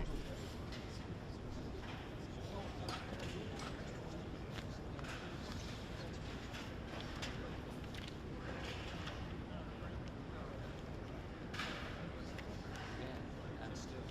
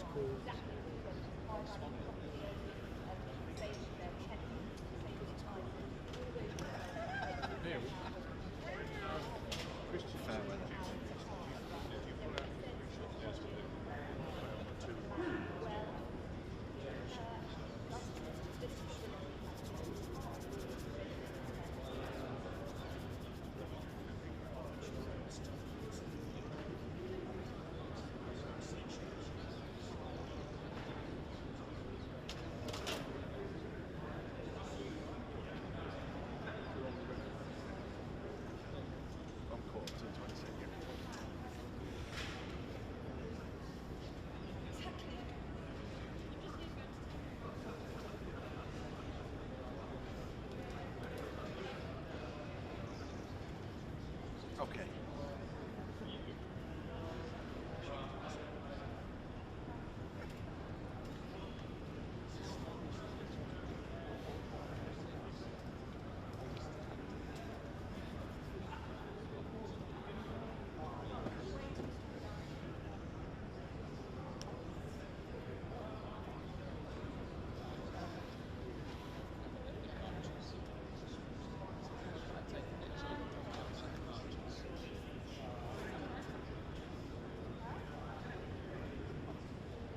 Hello Lewis, good morning everyone. It is budget day. We are in Downing Street in front of number 11, where later this morning Rachel Reeves will step out with that famous red box and a budget that will shape our fortunes, but perhaps also hers and those of the embattled Prime Minister who lives next door. This is a budget that has been through several revolutions already. For at least a week, the Chancellor was floating a 2p rise in income tax, then publicly abandoning it, which left her with a conundrum: how to fill a £30 billion hole with a list of much smaller measures. And therein sits a more fundamental question. Why isn't this new government, with its thumping majority, using this moment to drive big reform? Traditionally, new chancellors set out a bold, multi-year vision. The criticism has been that Rachel Reeves has boxed herself in early, setting high expectations while giving herself only the narrowest fiscal room to deliver them. The result is a package that most likely will focus on short-term pressures rather than that longer-term strategy. We'll see later today whether it suits the markets and indeed whether it suits the voters, which of course is the critical test. With me is Andy Verity, our economics correspondent, and also Nick Eardley, our political correspondent. Cabinet's just finished their session this morning, heading off to spell out what it will mean for their departments. I think when we hear from Rachel Reeves today, we'll probably hear her blame the inheritance she was given and world events, the tariffs that are coming from Washington. I don't think anyone really envies Rachel Reeves' job in trying to balance measures at the moment. But how much of this is of her own making? Well, look, I remember standing here before the general election and saying that whoever was Chancellor was going to have to do different things. You might remember the experts at IFS saying before the general election that politicians weren't being honest about the trade-offs to come, and the fact that tax rises were likely to be on the cards unless they were going to be swinging nuts to public services. I think politically, one of the mistakes the Chancellor's made is to make big promises. This time last year at the budget, she was saying that extending the income tax threshold freeze would be bad for working families.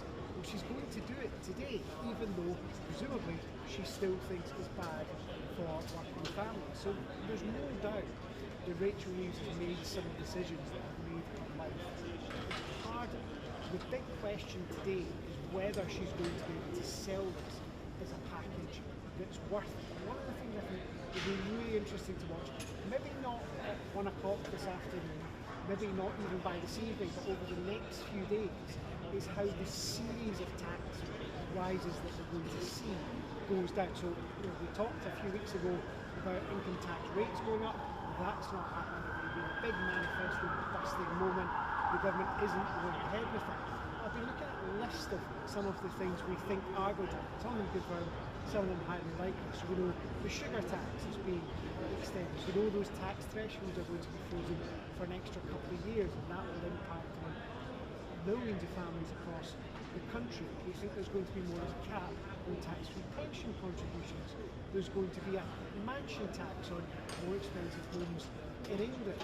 There is going to be a pay-per-mile scheme for electric vehicles, higher gambling taxes.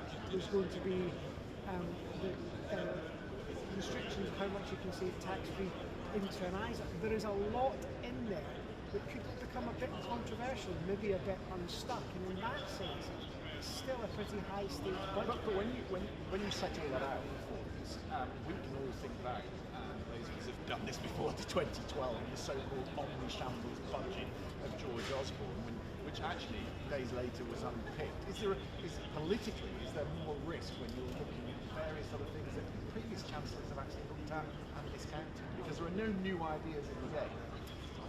My hunch is that this will go down fairly well with Labour. They'll have enough in there that they can support it. However, a big caveat to that is Labour MPs are a pretty restless bunch at the moment. When I go 5 minutes down the road and chat to them in Parliament, there are so many who are just so angry with the way Rachel Reeves have been running the show over the last 18 months, that if there were a big controversy to pop up over the next 48 hours, I don't think there's any guarantee. Why does that matter? She stepped off the decision on income tax because of the pressure that's coming from backbenches. That puzzles some people around. They've got a thumping majority. They're in the early days of this parliament. Why does she need to listen to those propositions? One word, welfare. They do have a thumping majority. I remember a few months ago when the government tried to do some pretty controversial things to bring the welfare budget down. What happened?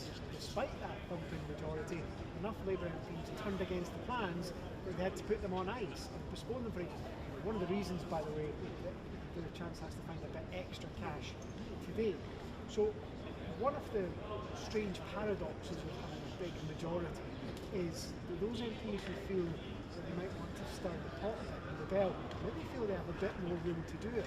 These things can snowball. I'm not suggesting, Christian, that the Chancellor is not going to get the budget through. I don't think that is a realistic prospect at the moment. What I am suggesting is that Labour MPs have an appetite for rebellion. Despite their thumping majority, they see the polls just like the rest of us. They're terrified of losing their seats. If something's unpopular with their constituents, at the moment they are pretty febrile and they are prepared to turn around to number 10, number 11 and say, we can support it. So there's political pressure is the answer. She needs to win the confidence of her party. She also needs to win and in the confidence of the markets. Now, last year she said this was a one-off event, once in a generation style budget, that she wouldn't be coming back for more. And here she is, looking for £30 billion. What is the problem and what does she need to fix? Well, I mean, the problem is we don't have the growth at the moment to bring her the tax receipts she wants in order to put the public finances on the right footing.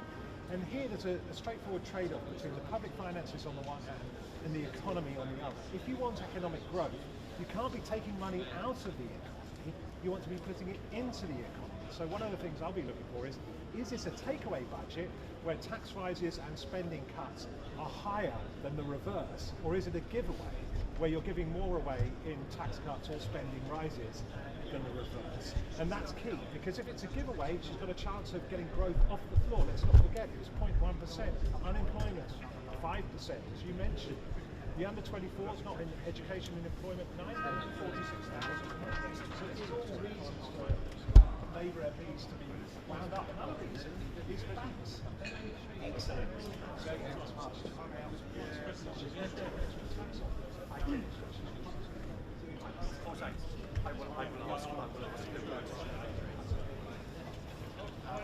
You're looking to do all the king and queen rubbish. There's a lot of people. Do I get stories? Are you going? No, moving on. Oh, yes, right.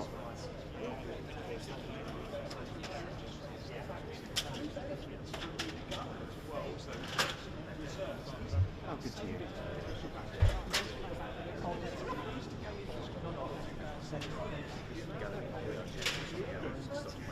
No,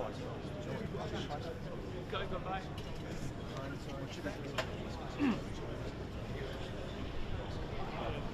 No, promise he's good.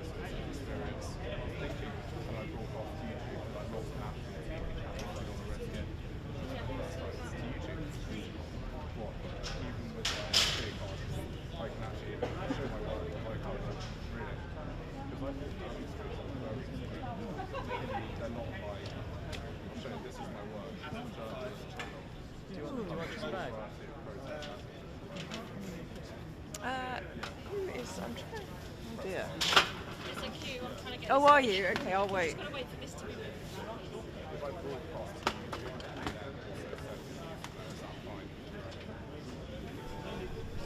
Yeah, I think that'll have to go in at the last. Move out of the way so we can get past and then I'll go in. Type thing. Thank you. All on Sunday.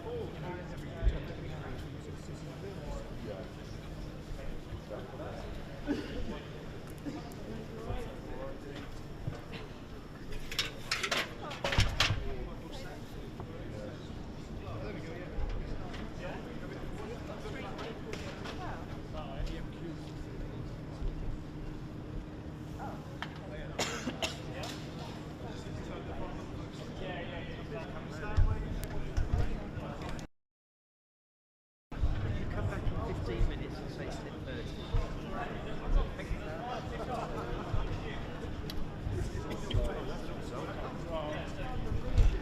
Did you hear that? Sorry. PMQ is at 11:05.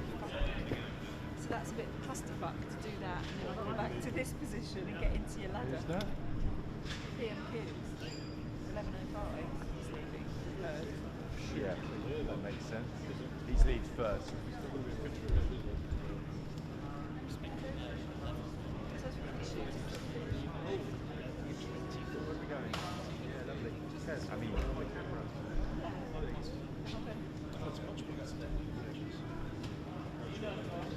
The truth is, today, that picture doesn't mean anything. No, but we still have to do it, that's the thing. Just in case there's something arises. You know, if you don't do it, then something will arise. And is he going to go that way or that way? Is that where they go? Is that where they go? Yeah. Really? Where? That's the new. No. There's the new.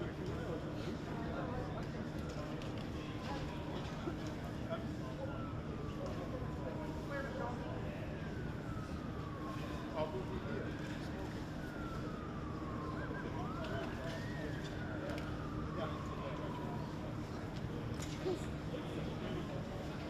To get from there. I can see what I can do. If you're hanging around,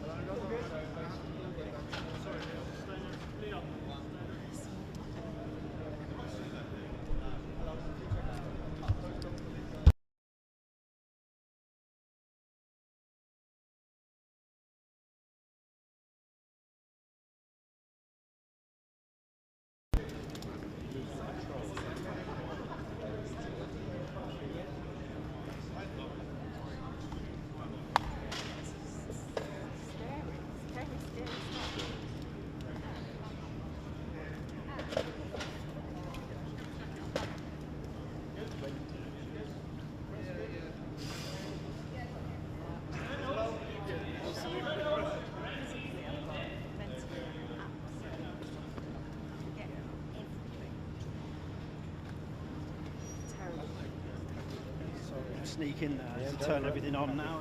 Sorry. and it was like PMQs and then there was some sort of other demonstration and there was a practice class. Everyone using the same plus 3. Well, they were. Does that mean that everyone else can't be inspired by everyone else? That's all right. But how many channels are there? There are 27 channels. Is it automatic? I've got one of these, but I never really use it. Do they, does it automatically find 3 channels?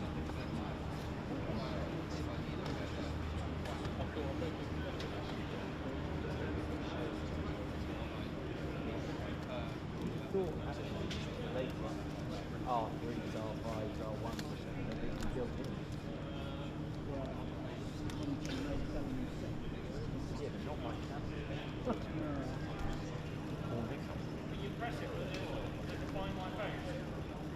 Morning. Front and centre. How are you? Yeah, good. Very good. I'm sorry, the heating wasn't turned up this morning. Yeah, yeah. Mate. And then you get a heart attack because someone's got to rush you.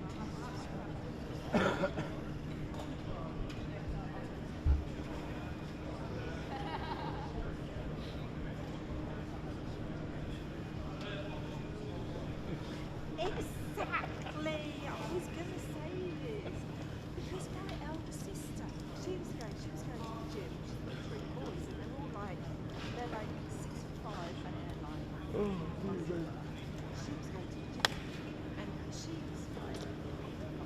Right. I think it'll get half a stop.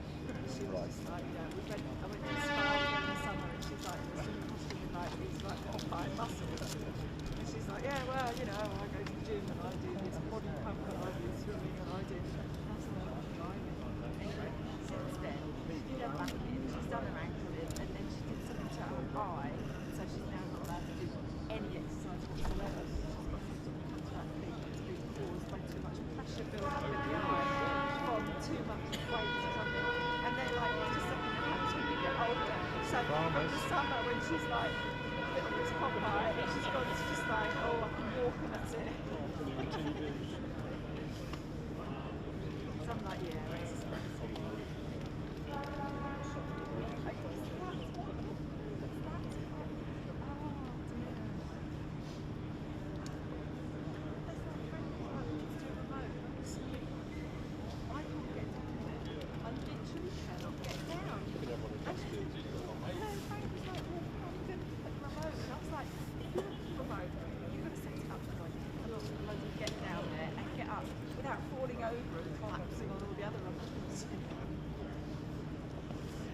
So he's going to have to come and turn it on again because it's off.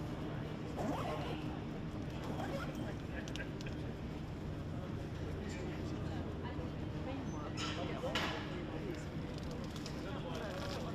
rush, butter.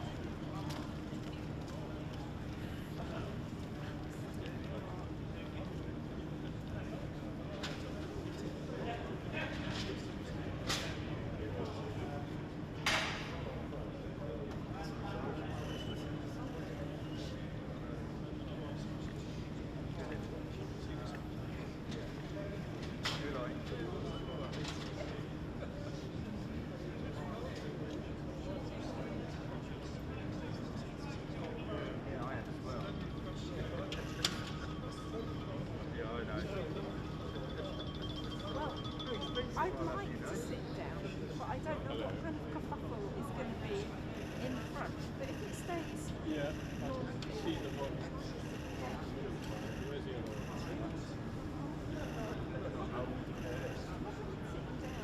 Yeah, it's in the green light. Remind me to press the button. Yeah, they both seem to be firing. But I will try and sit because I think it's fine. She's quite short, so she might be roughly 11. So it should be alright. Sit. That's Victoria and that's Tolga.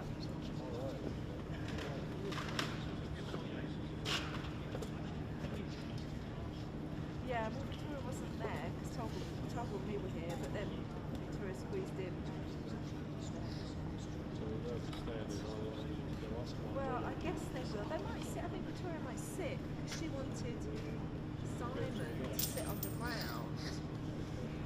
But then I think Tony's remote is in her way anyway. I don't know who is here. Simon, isn't it? I don't think Simon Oh, is it Dawson not is. Simon? No, I think he's shooting from over there. Oh, maybe it's Kirsty. It's not Kirsty, she's inside. I think this might be our videographer. Okay. Oh, Luca. No, not Luca. Not Luca. Another one? Yeah, Ewan. Ewan? Ewan. Ewan. Oh, Ewan. Yeah, I think I don't know it's if I Ewan. know his face.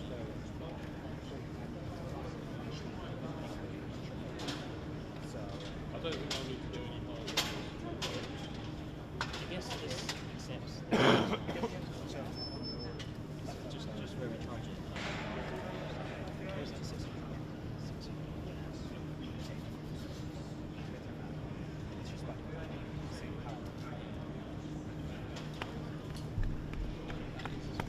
Morning, Si. Are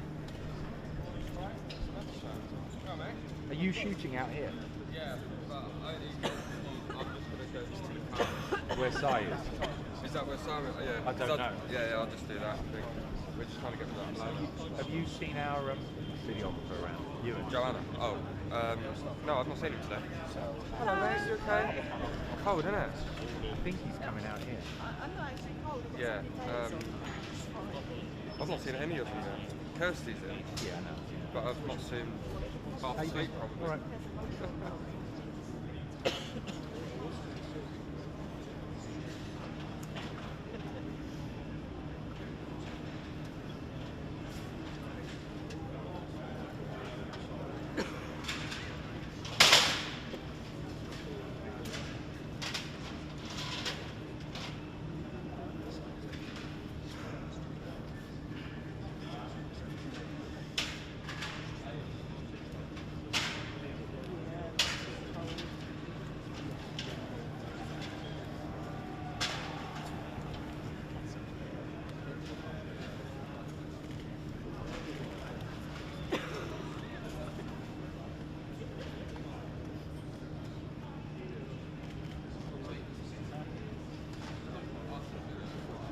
Once you get something in mind. It's not-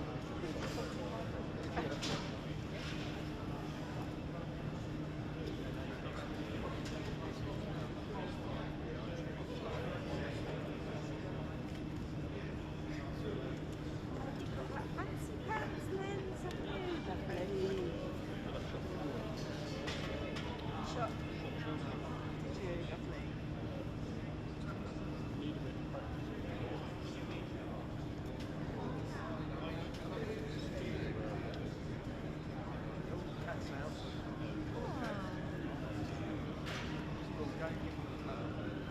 No, it's not a cuddly chap really. I think he holds. He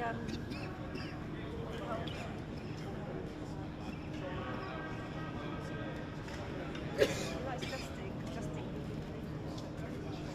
doesn't really like us.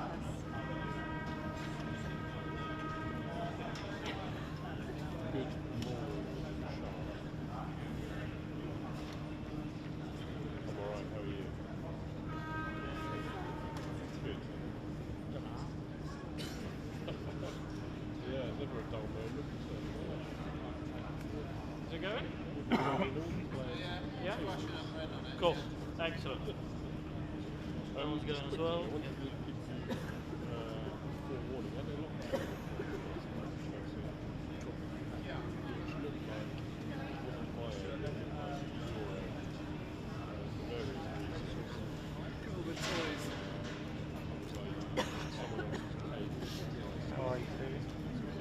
How are you, old chap? Well, how are you? Surviving. You need a hat. I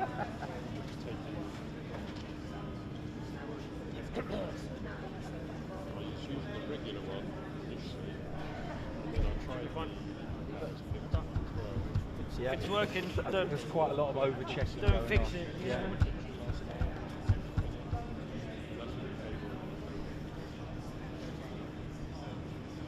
So I've experienced that sort of thing before. Normally, points to the server and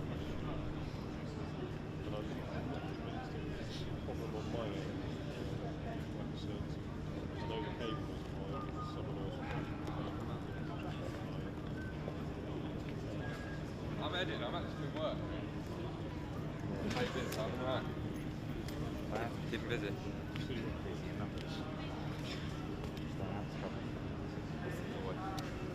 What trouble are you getting in now? Always. It's fine. No, I've just said How's life been? In business? Travelling a lot? Too busy.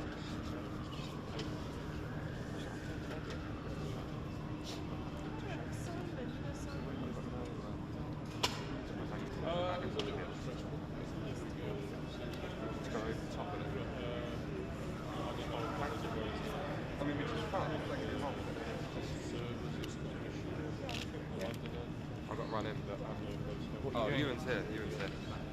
Oh, cool.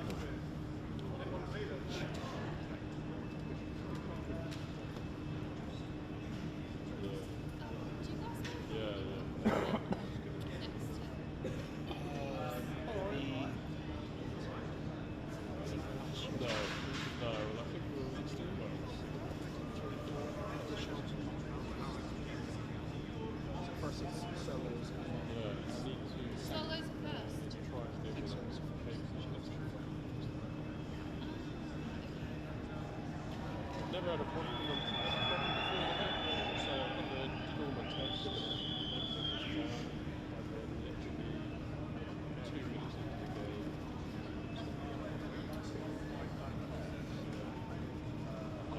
spot. It's a spot here.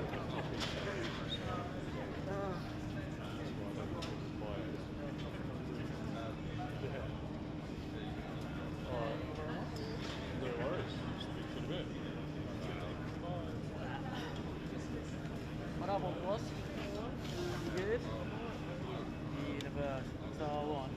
No, it's not true.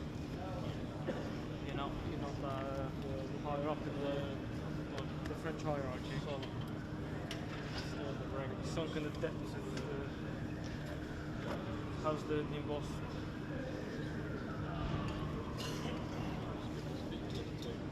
Who's the new favourite?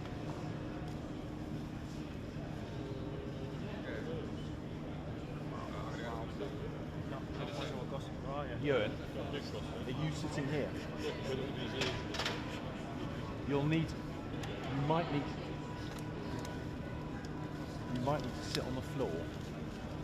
Yeah, you wouldn't need to otherwise. Because I think there are people shooting through here. We have a very limited window.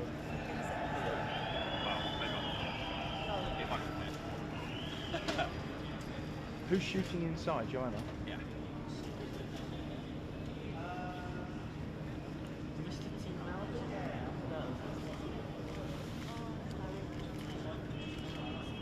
Si, I presume these are for Ewan. Presume these are for Ewan. That's for us. So if you want to sit on that, it's fine. That's what I mean, that's for Ewan. Oh, I chucked that down earlier on for photo.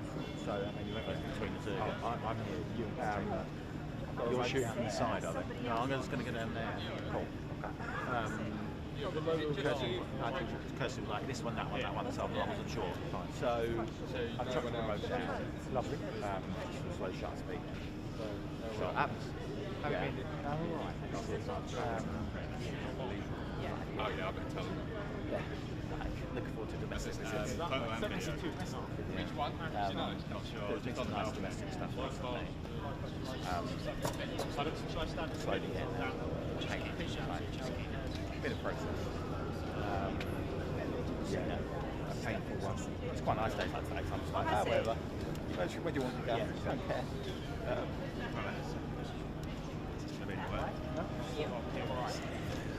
Are you doing that one? But I don't want to get out of here because it's very tight to get out to get back in. So it makes more sense for me to go out this way. And we walk in and then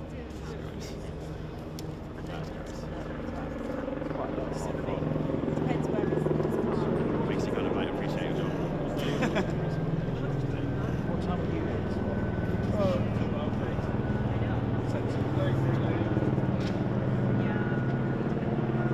You had a poor position, so you knew that. Rosie decided that half three was good time. No pictures of that anyway. I'd rather just get the picture.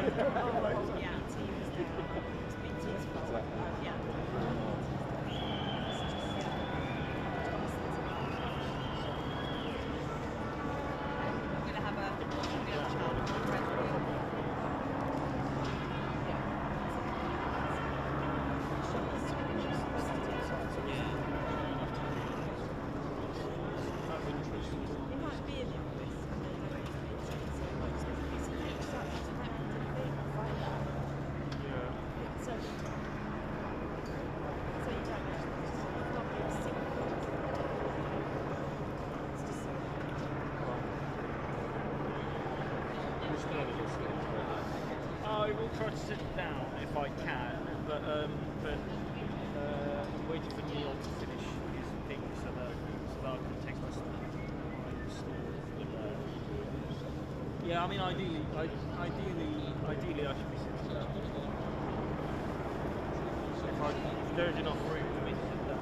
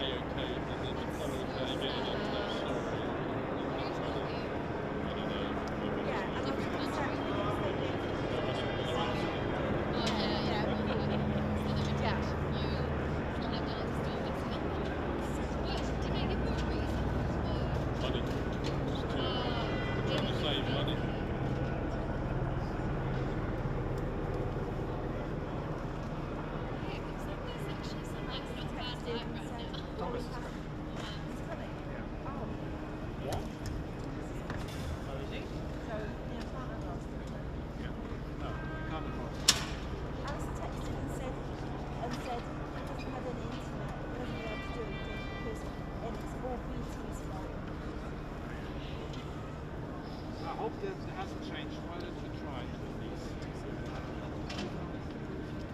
Hi.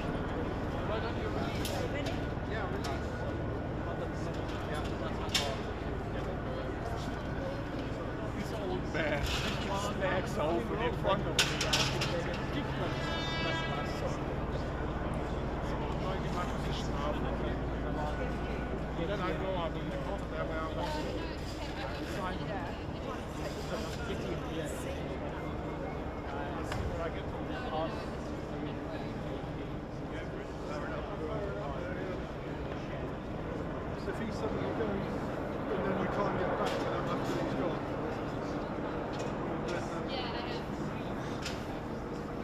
Very wide step, make sure they're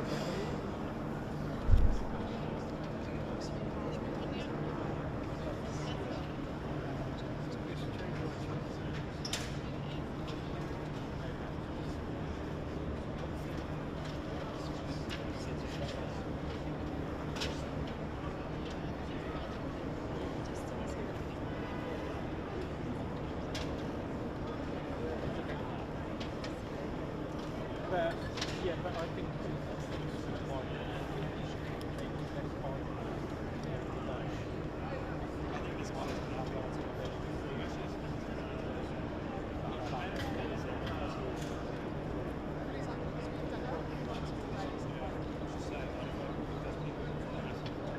switched on.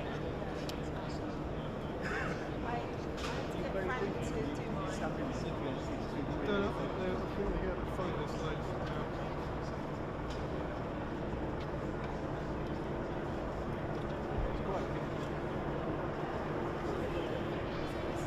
light is definitely lifted.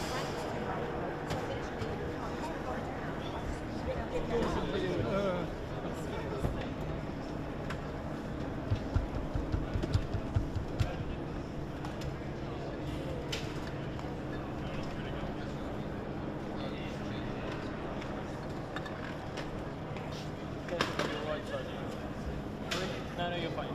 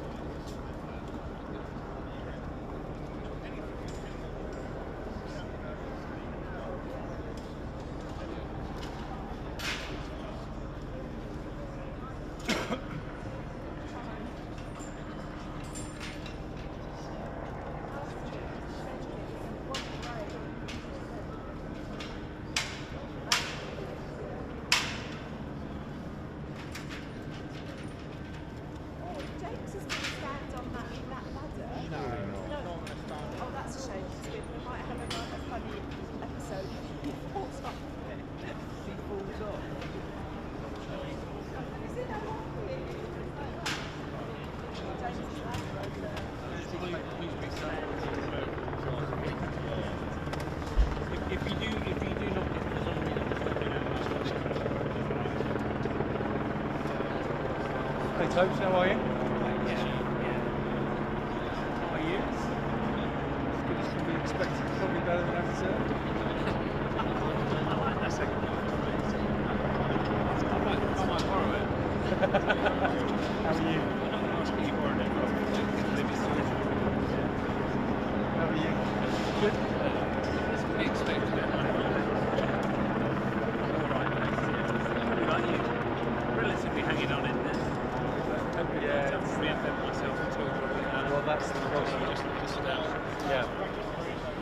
Hanging on until the end. Keep some of the remaining tools in the armoury and not try and learn any new tricks. Yeah. I saw there was It's not the various ability not new to learn, it's just positions in your place advertised. The what? Going some new roles or something. Or is the job an existing job? Yeah, it's got it. Who's got it? It's a moment. Spain and London she was working in. She was AFP for a while. Okay. Holly was probably would have been in line, but it's also at the timing. Australia. Yeah, she's Australian. And she's Australian. Who's editing? Who's picture editing? Whatever they call it. Well, all of this stuff is just done around the world this year. Poland mainly this time of day. Poland for the European times. So there isn't. Who's chief in London? Suzanne. Oh right, still. Well, I know you're not doing travelling jobs or PM, but some of the travelling jobs, if it's PM, she's likely to do it as Anna or me, I think. Yeah, sure. That sounds like the only downside is it's one of those things that every time she travels, something happens over here, and she needs to be in charge of it. So we always like shut my eyes when last 3 trips.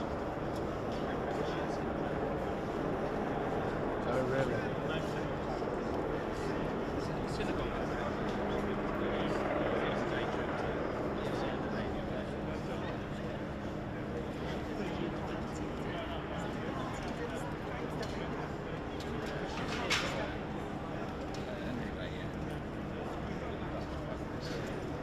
There's still a few old faces. Dylan's still at us.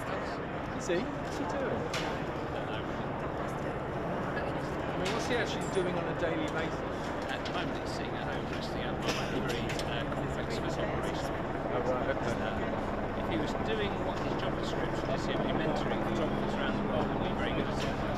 He's not really being used for that. So he's doing very good high-end sports assignments still, which is great. He's very good at it. Things, because there's not very wintering books up there. Should be great to have. Premier League. He doesn't get on with Suzanne, and Suzanne doesn't like him really. I'm afraid they don't see eye to eye, so he doesn't make himself available for UK news. Is he on the same sort of level, or who does he answer to? I don't know if he answers to anyone. But honestly, I don't know. Because Ricky's gone, hasn't he? He's going. Oh right. Dylan might have been answering to him. I would have thought so. Is Ricky being replaced? I think he probably was. Because he was like global or something. Frankly, he was toothless. Yeah. Oh, he didn't. There's other people who did much more influential, helpful things, visuals. Well, they were doing the heavy lifting, and he was sort of there. I think he could help out, get people out of trouble and manage to help do the evacuation process for families out of Gaza and stuff for staff if they wanted it. Right. So that stuff was very important. Generally, for promoting pictures globally, he wasn't very good. But what do I know? I wouldn't want any of those. So Dylan isn't coming in the office, going in the office? Or? Yeah, he's in the office loads, but just looking at a screen. And he likes coming in the office when he's not working, which is weird. I think out of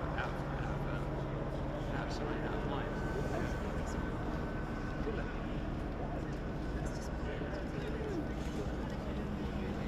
We've got one full photo now, isn't it? And WhatsApp groups say The people who are It just comes with jobs. People who are going to be directly behind you are currently worrying Hello. about PM. So when the PM is left in 10 minutes, No, I'm doing both at the same time, so I'm as quick as possible. Now I can always Steve. Sorry. So I didn't turn around when you said hello a minute ago because I didn't realise need to address yourself. But I was certainly you were addressing me. where you are. What? PM? Sorry. In lots of ways, yes. In life. Yes. Masterclass presentation. Pay money for this. It's like the music. I think you'll find he does do online YouTube tutorials, yeah. What's his handle? Fuck this for a game of soldiers. Fuck this for a game of soldiers, I think.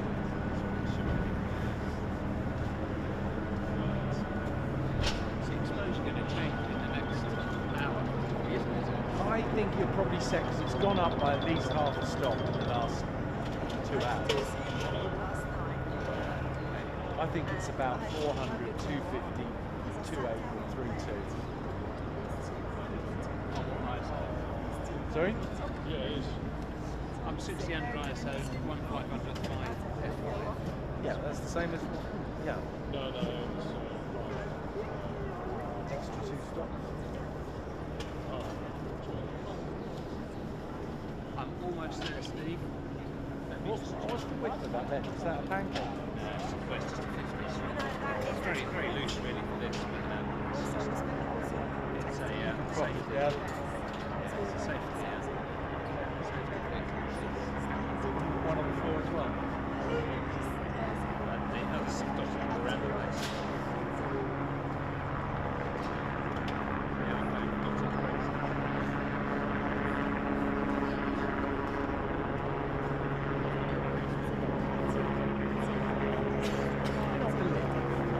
It's worth the expense of working with chocolate. Yeah. Is it really that interesting? That must be costing I don't know, 25, 30 grand?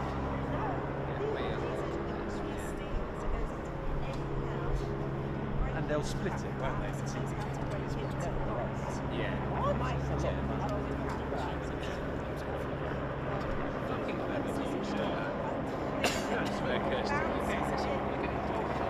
Have you seen that one? That one down there? That camera there is shooting on this one in front of us. We saw it working earlier. It's shooting with when someone walked into the frame, it fires automatically. Do they? I didn't. My Canon doesn't do that, I'm sure. You're not speaking to the technician people. No, I'm neither me. Oh, I didn't know that. Yes. I don't think Canons do that. One of his Canon masterclasses. Compared to Nikon's. Nikon's are quite temperamental.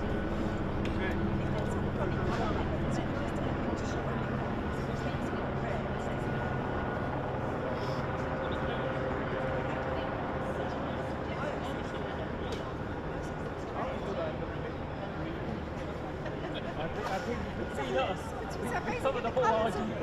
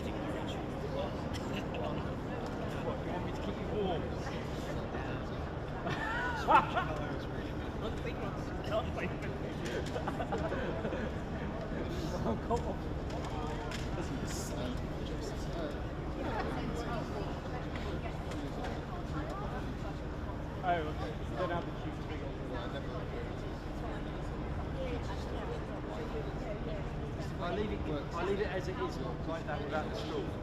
Yes. Straight. I leave it as it is.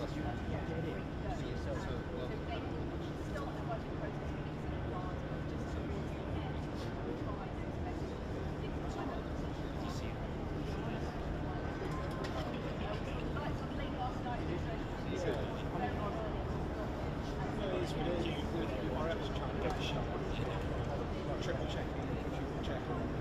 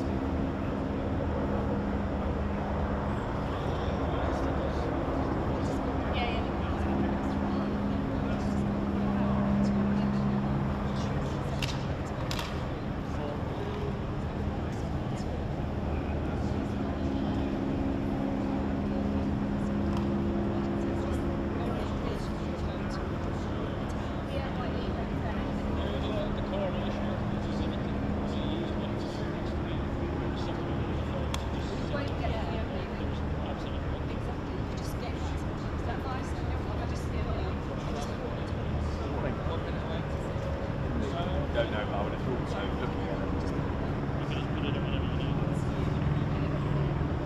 it. If that.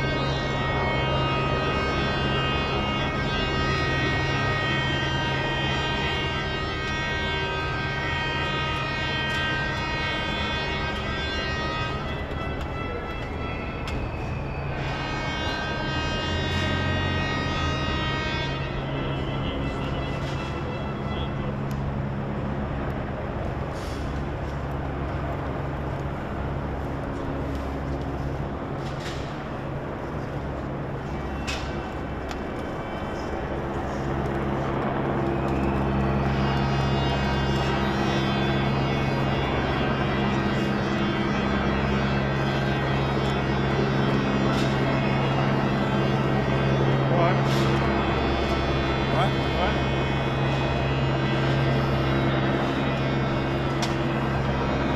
just be careful with that one. So it's the highest one, but yeah, thank you.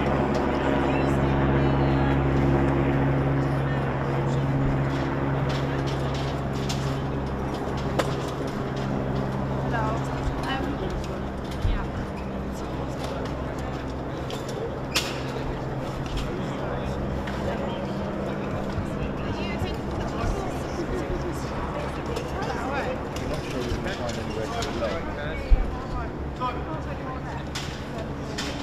Who's someone there? Yeah, Carl's there. We've been here since 4 a.m. We can't go any higher.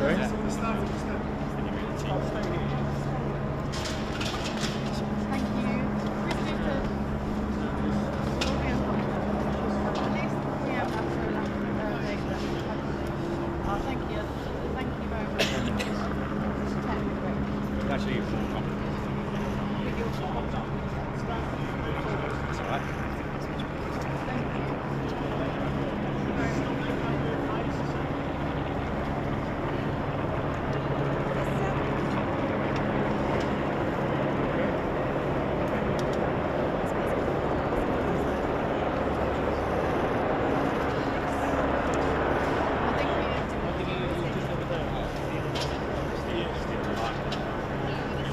Can't notice that. Can't notice that. Are you going back into the building? Yeah. Who am I sending this to? I can. I just need to give it to someone. I'll give you the clip. Huh? I'll give you the clip. Yeah, please. I'd kind of no rush for that. I'll pop it anyway.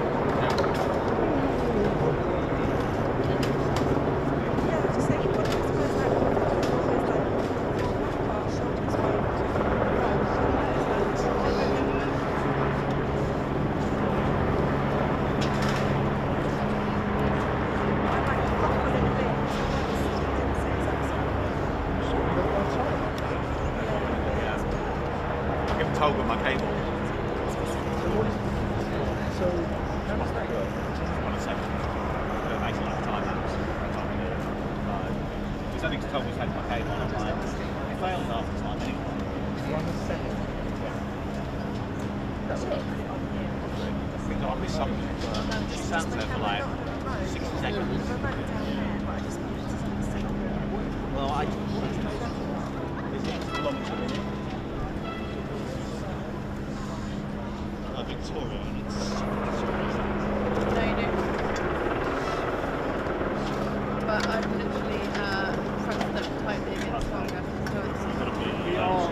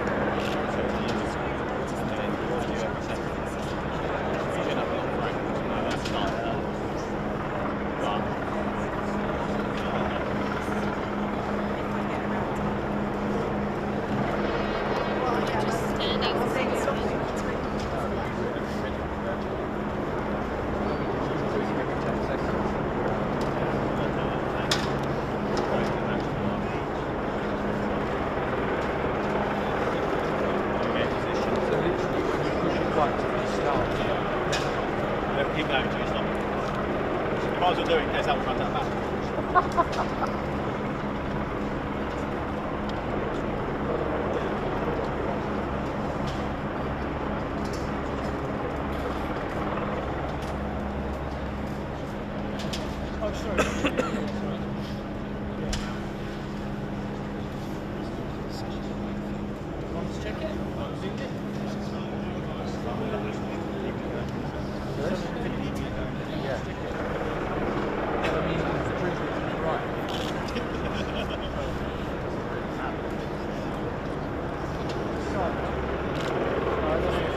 so much shit.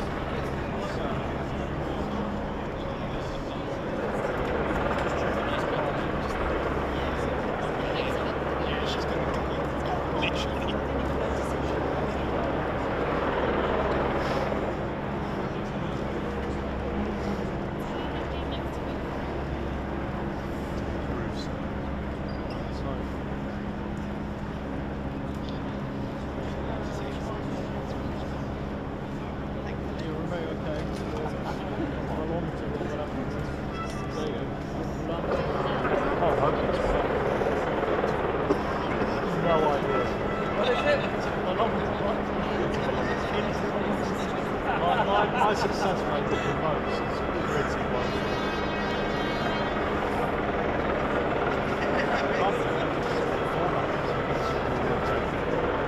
One time it was PM, maybe it was or someone, and